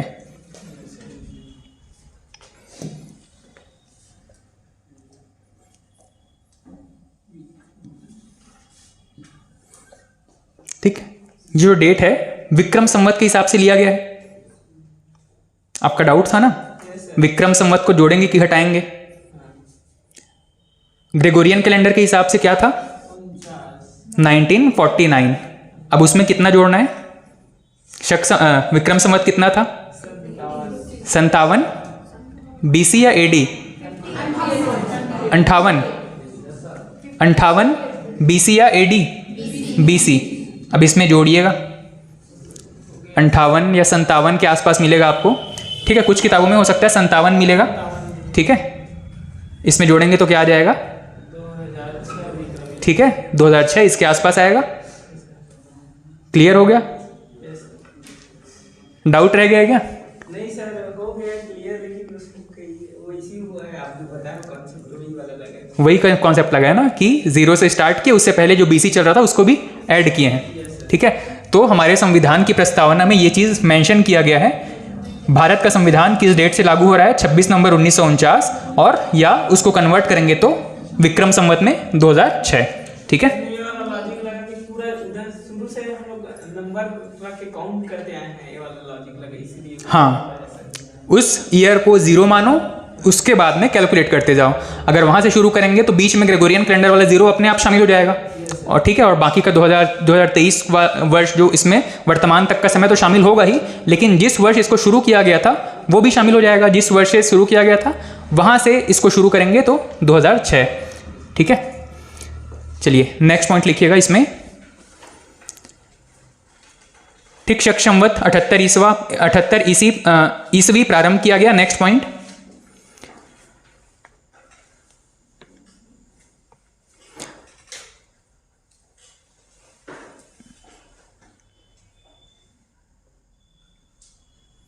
अच्छा, विक्रम संवत कब शुरू किया गया था?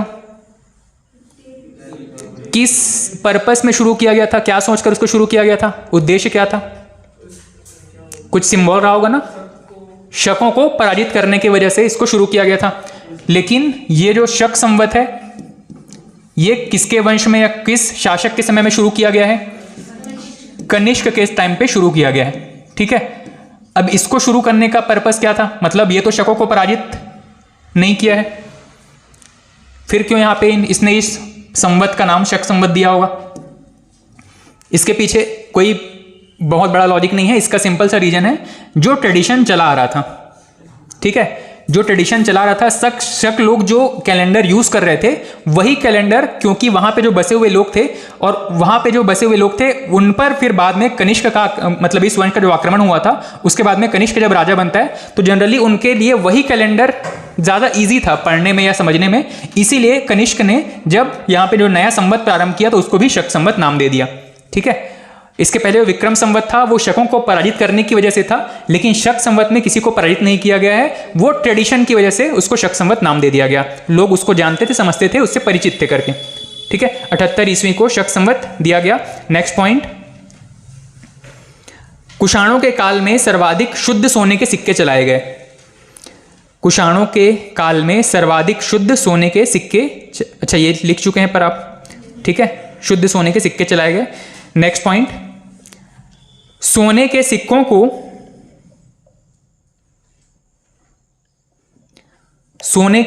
को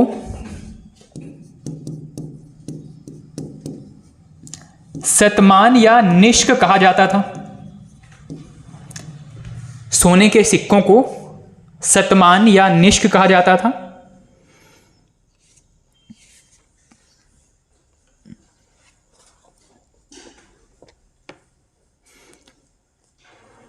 और तांबे के सिक्कों को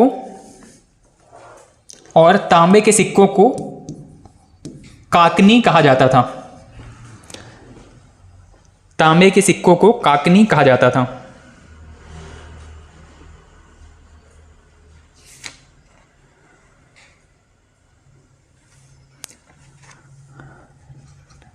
नेक्स्ट पॉइंट लिखिएगा। अच्छा, कॉइन्स वाले जो पॉइंट लिखे हैं ना, कॉइन्स वाला 3-4 पॉइंट लिखे हैं, वहीं पे वापस चलिएगा और एक पॉइंट वहां पे ऐड कीजिएगा। मतलब पढ़ाई पढ़ते समय वो ज़्यादा इजी पड़ेगा, आपको याद रखना। लिखिएगा, सर्वाधिक मात्रा में तांबे के सिक्के कुषाणों ने जारी किए। सर्वाधिक मात्रा में तांबे के सिक्के कुषाणों ने जारी किए। सर्वाधिक मात्रा में तांबे के सिक्के कुषाणों ने जारी किए।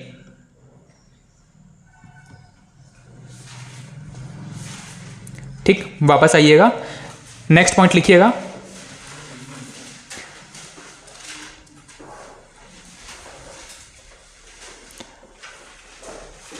कनिष्क ने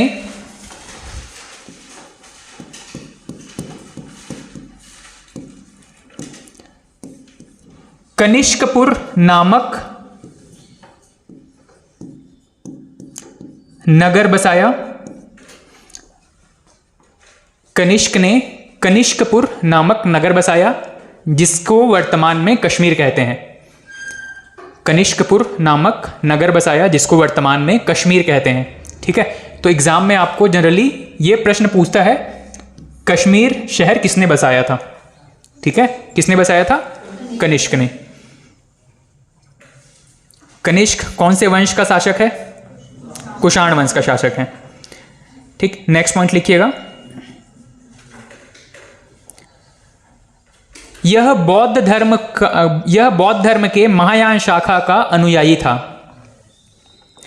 यह बौद्ध धर्म के महायान शाखा का अनुयायी था।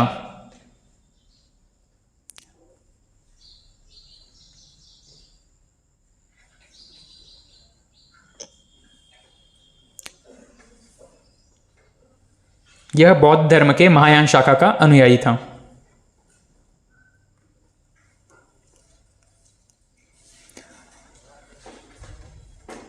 ठीक, और लास्ट पॉइंट लिखिएगा, इसके दरबार में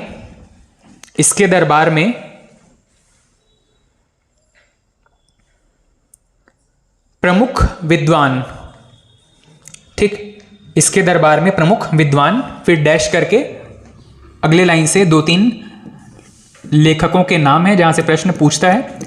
इसके दरबार में प्रमुख विद्वान, अलग अलग राज्यों को जब ये अपने में मिला रहा था तो वहाँ के जो प्रमुख लेखक थे, विद्वान थे, उनको भी अपने दरबारी कवि, दरबारी विद्वान या दरबारी लेखक बना करके अपने यहाँ शरण दिया हुआ था। ठीक है, इसी में सबसे पहले लिखिएगा अश्वघोष। अश्वघोष, अश्वघोष, इसकी एक प्रमुख प्रसिद्ध रचना कौन सी है? बुद्ध चरित। डैश करके लिख लीजिएगा बुद्ध चरित।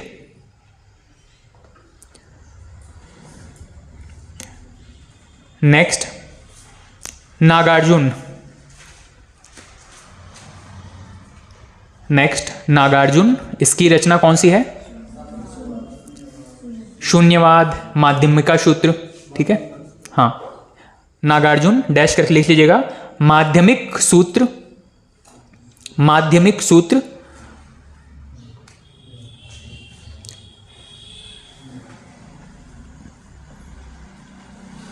नेक्स्ट चरक, तीसरा लिखिएगा चरक।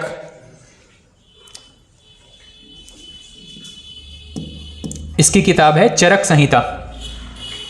ठीक, आयुर्वेद के प्रसिद्ध आचार्य थे और चरक संहिता प्रसिद्ध ग्रंथ है आयुर्वेद का। आचार्य चरक, डैश करके लिखिएगा चरक संहिता। और लास्ट में वसुमित्र। वसुमित्र,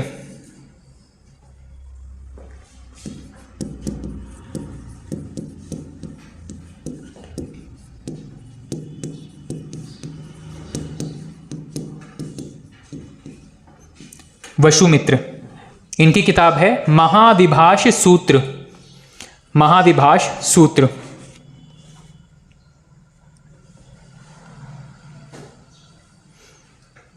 ठीक, और ये जो किताब है इसके बारे में एक खास बात यह है कि इसको बौद्ध धर्म का इंसाइक्लोपीडिया कहते हैं। ठीक है, लिख लीजिएगा बौद्ध धर्म का विश्वकोश।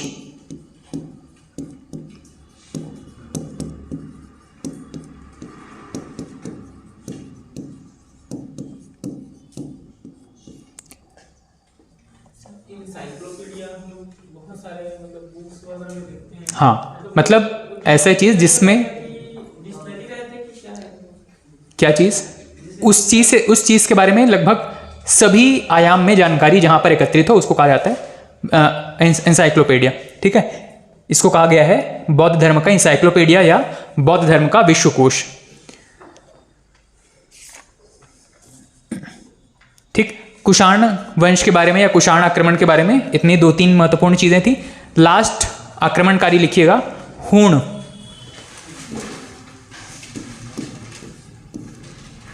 हूण आक्रमणकारी, ये भी यूची कबीले टाइप के लोग थे और उसी परंपरा से निकले हुए लोग थे।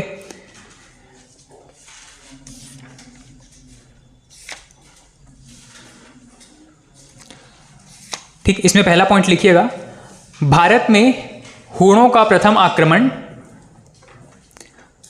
भारत में हूणों का प्रथम आक्रमण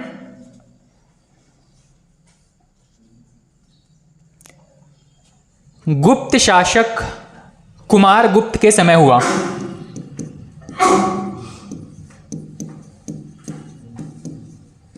भारत में हूणों का प्रथम आक्रमण गुप्त शासक कुमार गुप्त के समय हुआ।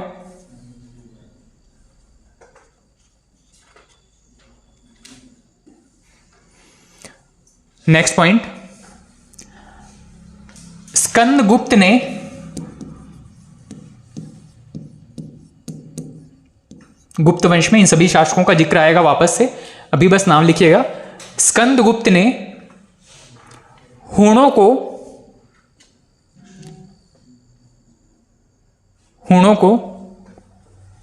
पराजित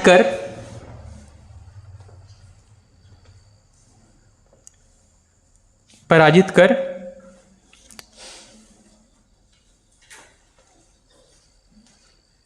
भारत से बाहर किया।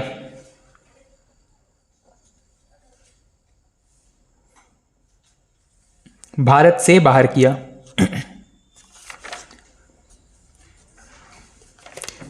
ठीक, हुण के बारे में ज़्यादा महत्वपूर्ण चीज़ें नहीं है, ये 2-3 चीज़ें बस याद रखेंगे। उसके बाद में लास्ट में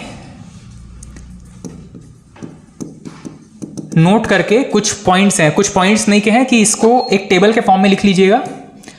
इसमें क्या है, एक तरफ लिख लीजिएगा वर्ष और अच्छा ये किस चीज़ का टेबल है पहले ये जान लीजिए। ये है भारत में जो महत्वपूर्ण संवत चलाए गए, एक तो है शक संवत, एक विक्रम संवत, एक गुप्त संवत। ठीक है, इसके बारे में है संवत सूची कह सकते हैं इसको, चाहे तो टेबल के फॉर्म में या फिर सीधे डैश करके लिखते चलिएगा। सबसे पहला है विक्रम संवत। विक्रम संवत किस वर्ष को मानते हैं विक्रम संवत? 58 BC। अच्छा कुछ जगह पे ना 57 भी मिल सकता है आपको, 57 BC भी मिल सकता है, 57 या 58 BC।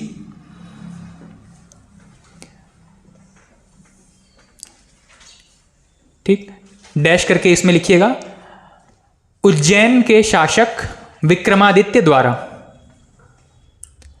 उज्जैन के शासक विक्रमादित्य द्वारा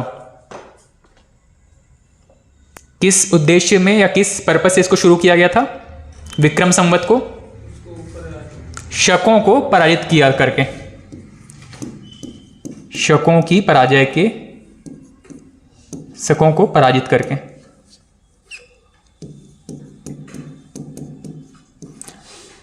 ठीक,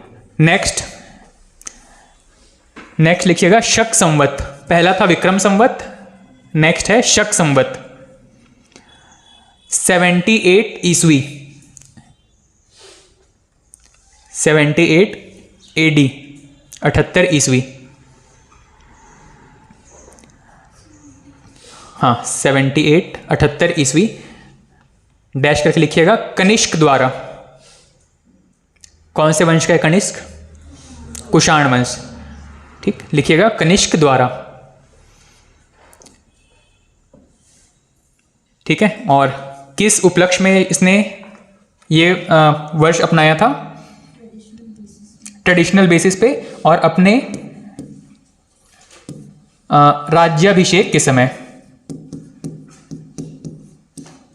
अपने राज्याभिषेक के समय इसने ये वर्ष अपनाया था। ठीक है, नेक्स्ट लिखिएगा गुप्त संवत।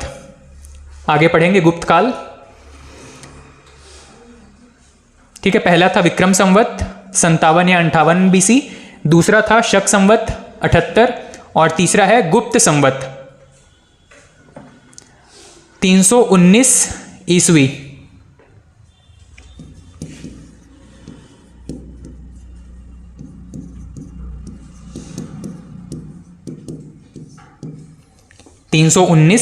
ईस्वी चंद्रगुप्त प्रथम के द्वारा। चंद्रगुप्त प्रथम के द्वारा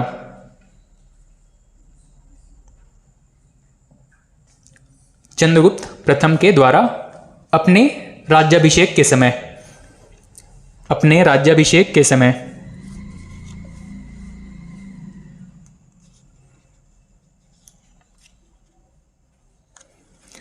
ठीक है, ये 3 प्रमुख हैं और इसमें से भारत का राष्ट्रीय पंचांग कौन सा है?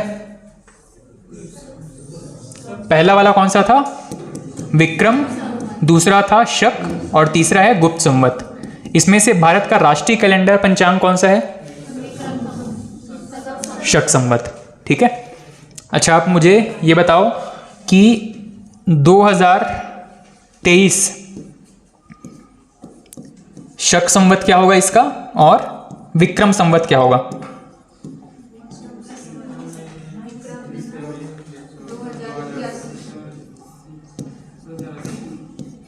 शक संवत क्या निकलेगा और विक्रम संवत क्या निकलेगा वर्ष 2023 का? मतलब 80 सब डाउन हो जाएगा और सब तो होगा शक संवत में क्या निकलेगा? 1045। नहीं 1000 का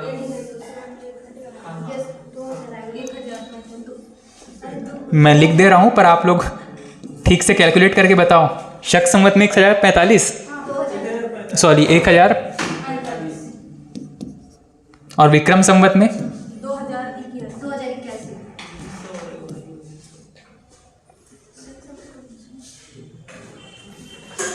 2023 को शक संवत में बताओ, विक्रम संवत में बताओ। 1945 आएगा वो सब वाला। ये 1945 ना,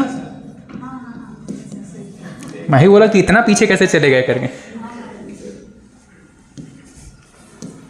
और ये विक्रम संवत ठीक है। क्या किए इसमें 2023 में शक संवत के लिए क्या किए? -78 और यहाँ पे +57 58 जो भी करना पड़ेगा, ठीक है।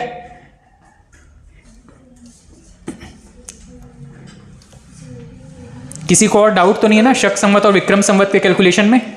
ठीक है, जब भी डाउट हो बस याद करना प्रस्तावना में क्या लिखा हुआ है, विक्रम संवत की चर्चा की गई है और जो वर्ष लिखा गया है 1949, और विक्रम संवत में क्या लिखा है 2006, ठीक है।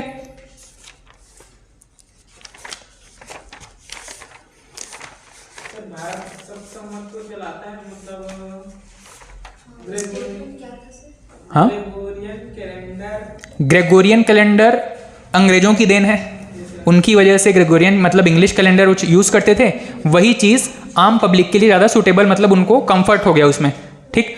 शक संवत भारत में ज्यादा मतलब सरकार द्वारा घोषित पंचांग है शक संवत।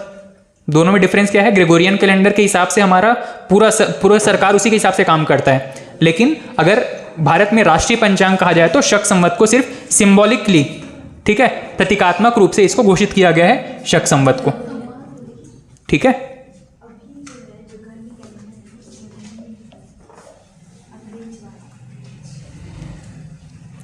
जो कैलेंडर यूज करते हैं ना घर में, उसमें दोनों लिखा होगा, है ना, शक संवत का ईयर भी लिखा होगा और ये भी लिखा, मतलब प्रेजेंट ग्रेगोरियन तो सबको पता है, उसमें जो ऊपर में 2023 लिखा होगा उससे तो कोई समस्या नहीं है, उसमें ना शक संवत इतना करके लिखा होगा। शक संवत भी लिखा रहता है और कई कैलेंडर में विक्रम संवत भी लिखा होगा, दोनों लिखा रहता है।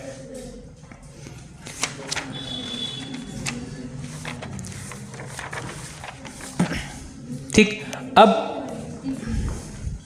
हिस्ट्री में हमारा एक सेक्शन लगभग कंप्लीट हुआ है। 600 BC से लेकर के लगभग 300-400 AD तक का जो समय हम देख रहे थे, जिसमें मैंने 3 सेक्शन बताए थे। 3 सेक्शन पैरेलली जो पढ़ना था हमको, एक था धार्मिक वाला, उसके बाद में राजनीतिक में 2 सेक्शन हमने पढ़े, एक प्री मौर्यन और एक पोस्ट मौर्यन, और एक था विदेशी आक्रमण वाला, ठीक है। विदेशी आक्रमण में जितने महत्वपूर्ण आक्रमणकारी थे उसको देख लिए। यहाँ पे धार्मिक आंदोलन में या धार्मिक जो बातें, धार्मिक वाला टॉपिक था, इसमें हमने 2 के बारे में पढ़ा था, एक था बौद्ध और जैन, एक था बौद्ध और दूसरा था जैन धर्म के बारे में, ठीक है। इसमें हमारा कुछ सेक्शन बचा हुआ था, मतलब कुछ छोटे छोटे धार्मिक समुदाय थे जिनके बारे में हमने स्किप कर दिया था वहाँ पे, ठीक है। तो चाहे तो इसको पहले कंप्लीट कर लेते हैं, 10 मिनट लगेगा इसको कंप्लीट करने में, कि कौन कौन से धार्मिक समुदाय चले थे, उसको प्रसारित करने वाले महत्वपूर्ण व्यक्ति कौन थे, ठीक है। उसके बाद में ये वाला सेक्शन लगभग कंप्लीट हो जाएगा, 300-400 AD तक का समय कंप्लीट हो जाएगा, ठीक है। तो नेक्स्ट हेडिंग डाल दीजिएगा,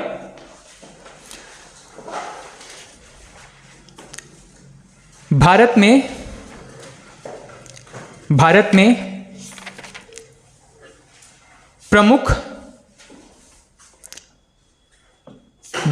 प्रमुख समुदाय या धर्म, डैश करके या कॉमा करके या स्लैश करके लिख लीजिएगा, समुदाय या धर्म।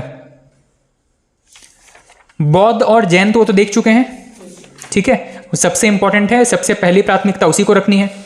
उसके साथ साथ और कौन से वंश थे? एक तो वैदिक काल से चले आ रहे जो परंपरा थी वो चल ही रहे थे, कुछ लोग उसको भी प्रसारित कर रहे थे, उसका भी सपोर्ट कर रहे थे, ठीक है। वैदिक धर्म में खास करके शिव और विष्णु को मानने वाले बहुत लोग थे। तो एक शैव धर्म यहीं पे कंटिन्यू चल रहा था और एक वैष्णव धर्म का भी उदय होना शुरू हुआ था। बौद्ध और जैन वैदिक सभ्यता के विरोध में प्रचलित होना शुरू हुए थे और इसके पैरेलली वैदिक धर्म से ही कई सारे संप्रदाय और निकल रहे थे। उसी में एक है वैष्णव धर्म, एक है शैव धर्म। इनमें बहुत सारे क्लासिफिकेशन आगे चलते जाएंगे, पर एग्जाम में कभी पूछा गया ही नहीं है इसके बारे में, करके मैं बहुत डिटेल नहीं जा रहा हूं। इसमें सिर्फ उतनी बातें नोट कर लीजिए जो कि एग्जाम में वन लाइनर के तौर पे इंपॉर्टेंट हो सकती है। ठीक है, पहला हेडिंग डाल दीजिएगा इसमें, वैष्णव धर्म। वैष्णव धर्म, वैष्णव धर्म, पहला पॉइंट लिखिएगा इसमें। कृष्ण के अनुयायी, कृष्ण के अनुयायी उन्हें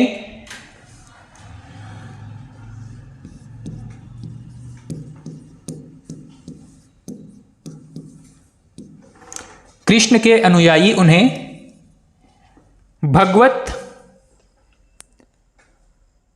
कृष्ण के अनुयायी उन्हें भगवत कहते थे,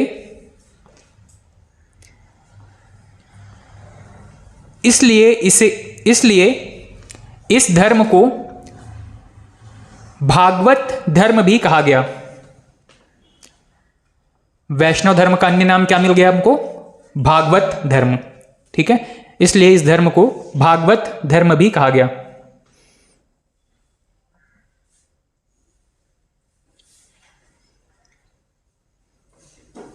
नेक्स्ट पॉइंट, इसका उदय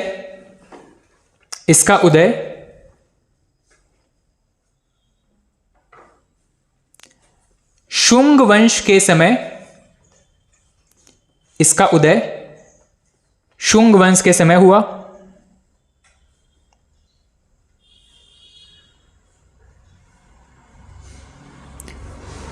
इस वंश का उदय शुंग वंश के समय हुआ और गुप्त काल में यह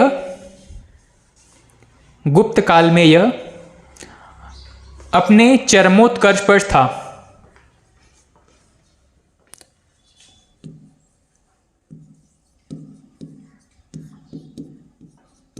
अपने चरमोत्कर्ष पर था।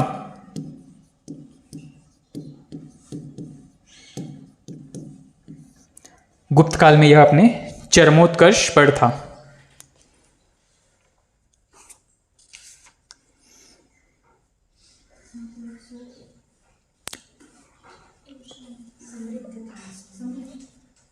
सबसे ज्यादा मतलब इसका विकास किस टाइम पे हुआ है?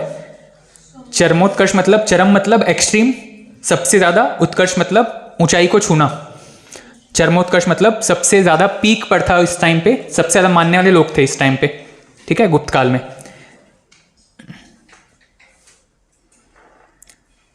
ठीक, नेक्स्ट पॉइंट लिखिएगा। दक्षिण भारत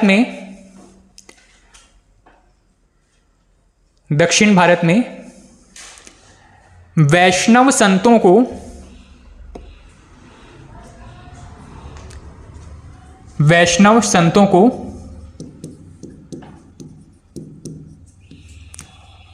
अलवार संत भी कहा जाता था। यह शब्द इंपॉर्टेंट है ना, अलवार, और एक मिलेगा आपको नयनार। ठीक, अलवार किससे संबंधित है? वैष्णव धर्म से। नयनार किससे संबंधित हो जाएंगे? शैव धर्म से। ठीक है, आगे इसको लिखेंगे, यहां पे लिखिएगा, दक्षिण भारत में वैष्णव संतों को अलवार संत कहा जाता था। ठीक, नेक्स्ट पॉइंट, यह धर्म अवतारवाद से संबंधित है। विष्णु के अवतार पढ़े हैं ना? यह धर्म अवतारवाद पर या अवतारवाद से संबंधित है।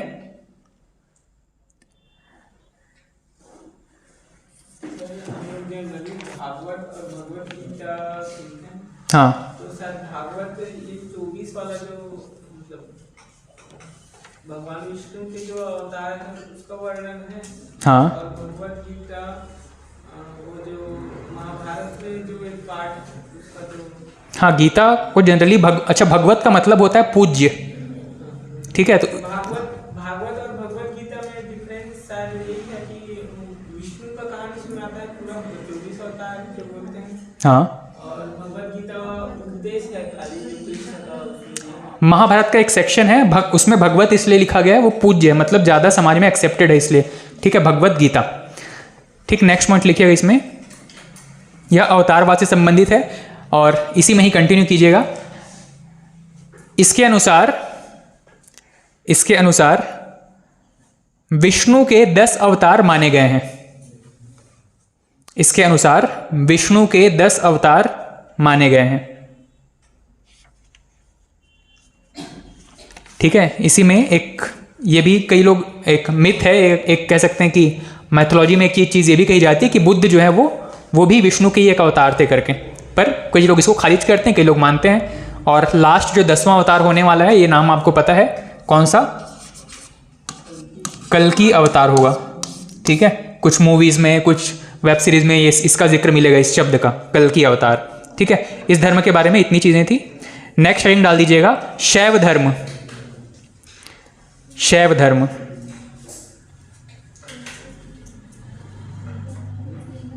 शैव धर्म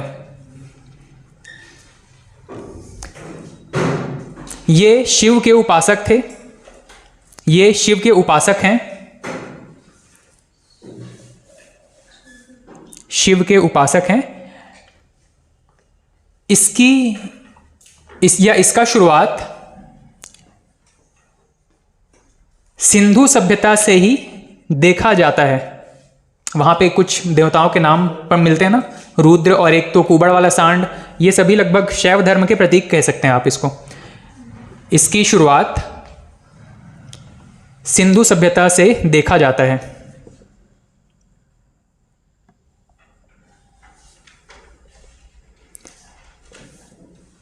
इसके अंतर्गत 4 संप्रदाय प्रमुख हैं। शैव धर्म वापस से कुछ संप्रदायों में बटा हुआ है, जैसे कि बौद्ध धर्म में 2-3 महत्वपूर्ण संप्रदाय बटे थे, हीनयान, महायान, बौद्धयान, कौन था, वज्रयान, ठीक। वैसे ही यहाँ पे फिर संप्रदाय विभाजित हो गए हैं। इसमें पहला नाम लिखिएगा, पाशुपत संप्रदाय। पशुपति से ही इसका नाम निकला है, पाशुपत संप्रदाय। पाशुपत संप्रदाय।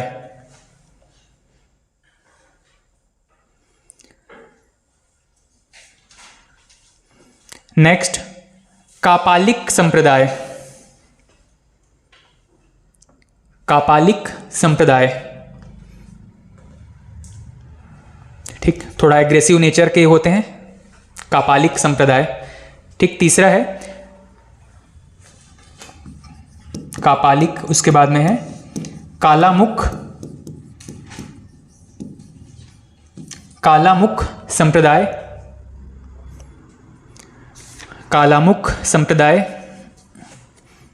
एक वो वाले बाबा देखे हो जो शरीर पे भस्म लगा के घूमते रहते हैं, देखें वैसा, हाँ, अघोरी टाइप के जो लोग होते हैं शरीर पे भस्म लगा के घूमते हैं, वो इसी कालामुख संप्रदाय के होते हैं। किसी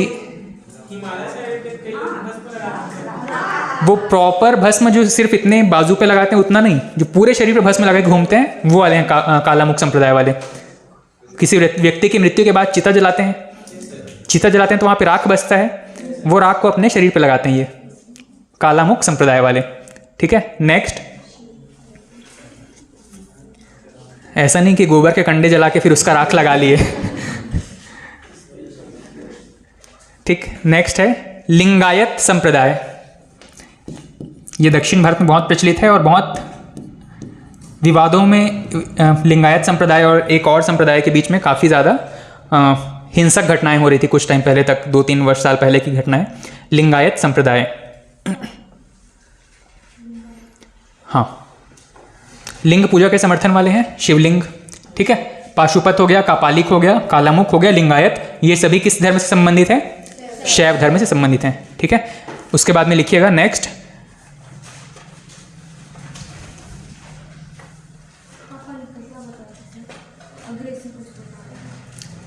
हाँ, कापालिक बहुत अग्रेसिव नेचर के होते हैं, मतलब आप उनसे बात करेंगे तो तुरंत गुस्सा हो जाएंगे, उनको डिस्टर्ब करेंगे तुरंत बहुत ज़्यादा गुस्सा हो जाते हैं, ऐसे टाइप के लोग हैं।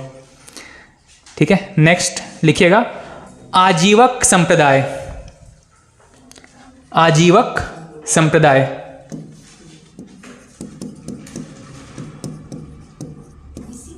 नेक्स्ट अगले धर्म का नाम है। ठीक है, अगले धर्म का नाम है, इसमें सिर्फ 4 संप्रदाय बटे हुए थे शैव धर्म में। अगला धर्म या अगला संप्रदाय है, बहुत सारे ऐसे संप्रदाय हैं जिनका वास्तविक उद्भव कहाँ से हुआ है पता नहीं चलता, पर वो सिर्फ एक संप्रदाय के रूप में प्रचलित है। संप्रदाय वो है मतलब या तो एक बहुत बड़ा धर्म है, उसके अंदर कुछ छोटे छोटे सेक्शन है जो कि संप्रदाय के रूप में है। ये बंटवारा इस हिसाब से भी महत्वपूर्ण है क्योंकि इसको मानने वाले लोग बहुत कम हैं। ठीक है, ये सभी हो सकता है शैव धर्म से संबंधित हैं, लेकिन इसके अंदर छोटे छोटे गुट बढ़ गए हैं जो कि संप्रदाय कहे जाते हैं। संप्रदाय वो हिस्सा है जो एक धर्म के अंदर का बहुत छोटे पॉपुलेशन के लोग जिसको फॉलो करते हैं उसको संप्रदाय कहते हैं। ठीक है, मतलब संप्रदाय एक छोटी इकाई है और धर्म एक बड़ी इकाई है। संप्रदाय छोटा एक समूह है और धर्म एक बड़ा समूह कह सकते हैं।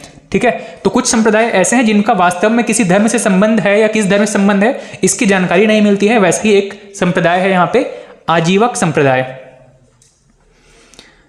आजीवक संप्रदाय, ठीक है, इसमें लिखिएगा डैश करके आजीवक संप्रदाय के संस्थापक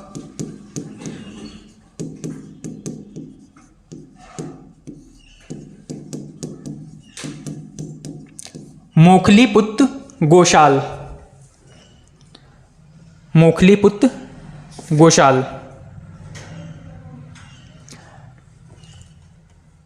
मोखलीपुत्र गोशाल। फिर नेक्स्ट पॉइंट लिखिएगा इसमें आजीवक संप्रदाय के बारे में। ये जनरली ना किस्मत को मानने वाले लोग हैं, मतलब इनका ये मानना है कि आप कुछ भी कर लो किस्मत को बदल नहीं सकते, तो किस्मत के भरोसे सब कुछ छोड़ दो।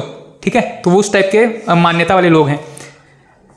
ठीक, लिखिएगा नियतिवाद या भाग्यवाद पर विश्वास। नियतिवाद या भाग्यवाद पर विश्वास।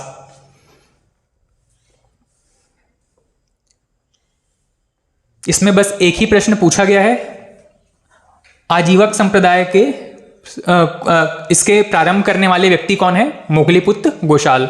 और ज्यादा से ज्यादा ये पूछ सकता है ये इनकी विचारधारा किस प्रकार की है, तो भाग्यवादी टाइप के विचार हैं इनके। ठीक है, नेक्स्ट चारवाक। चारवाक संप्रदाय।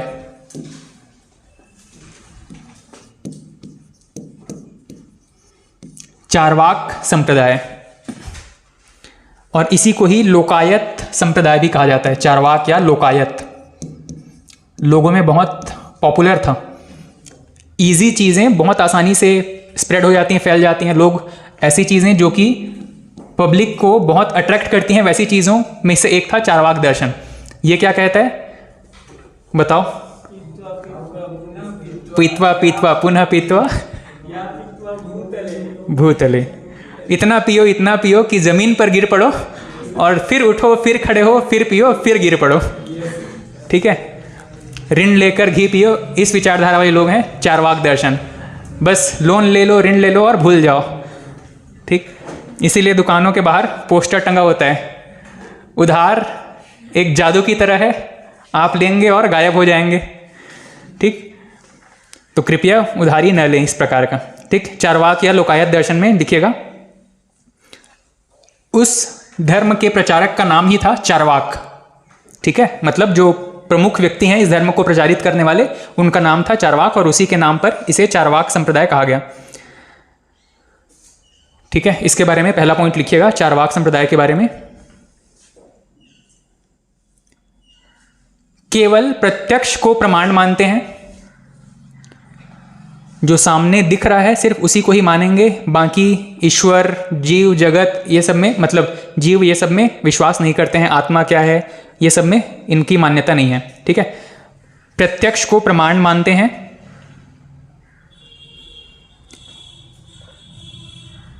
प्रत्यक्ष को प्रमाण मानते हैं। और नेक्स्ट पॉइंट, सुखपूर्ण जीवन पर बल देते हैं। सुखपूर्ण जीवन पर बल देते हैं।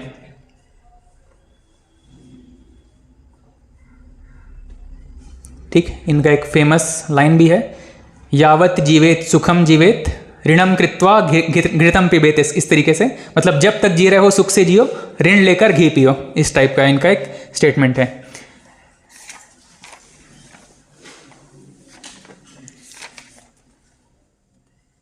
ठीक, नेक्स्ट लिखिएगा नाथ संप्रदाय।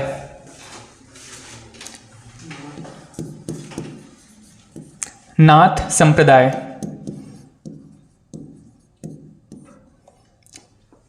नाथ संप्रदाय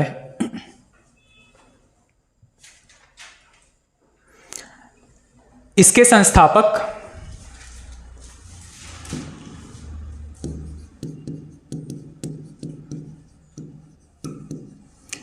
संस्थापक मत्स्येंद्रनाथ,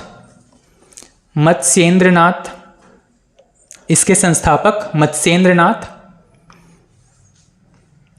और नेक्स्ट पॉइंट लिखिएगा, इसका व्यापक प्रचार प्रसार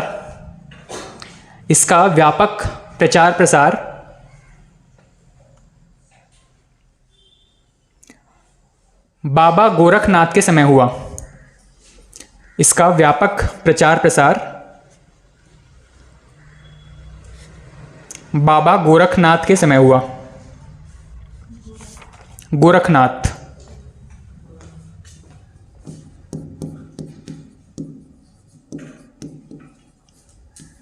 गोरखनाथ वाले एक सीएम है हमारे यहाँ, एक राज्य के, कौन है? योगी जी। गोरखनाथ या इसी नाथ संप्रदाय से संबंधित हैं। ठीक है, ठीक, ये कुछ प्रमुख धर्म या संप्रदाय हैं जिनके बारे में रेयरली कभी प्रश्न पूछा जाता है। जनरली आप पढ़ रहे हैं तो बौद्ध और जैन धर्म को बहुत ठीक से पढ़ लीजिएगा, इनको बस एक नज़र देख करके और एग्जाम में अपीयर हो सकते हैं। ठीक है, चलिए आज के लिए इतना रखते हैं। ठीक, नेक्स्ट क्लास से गुप्त शुरू करेंगे। ठीक है, थैंक यू।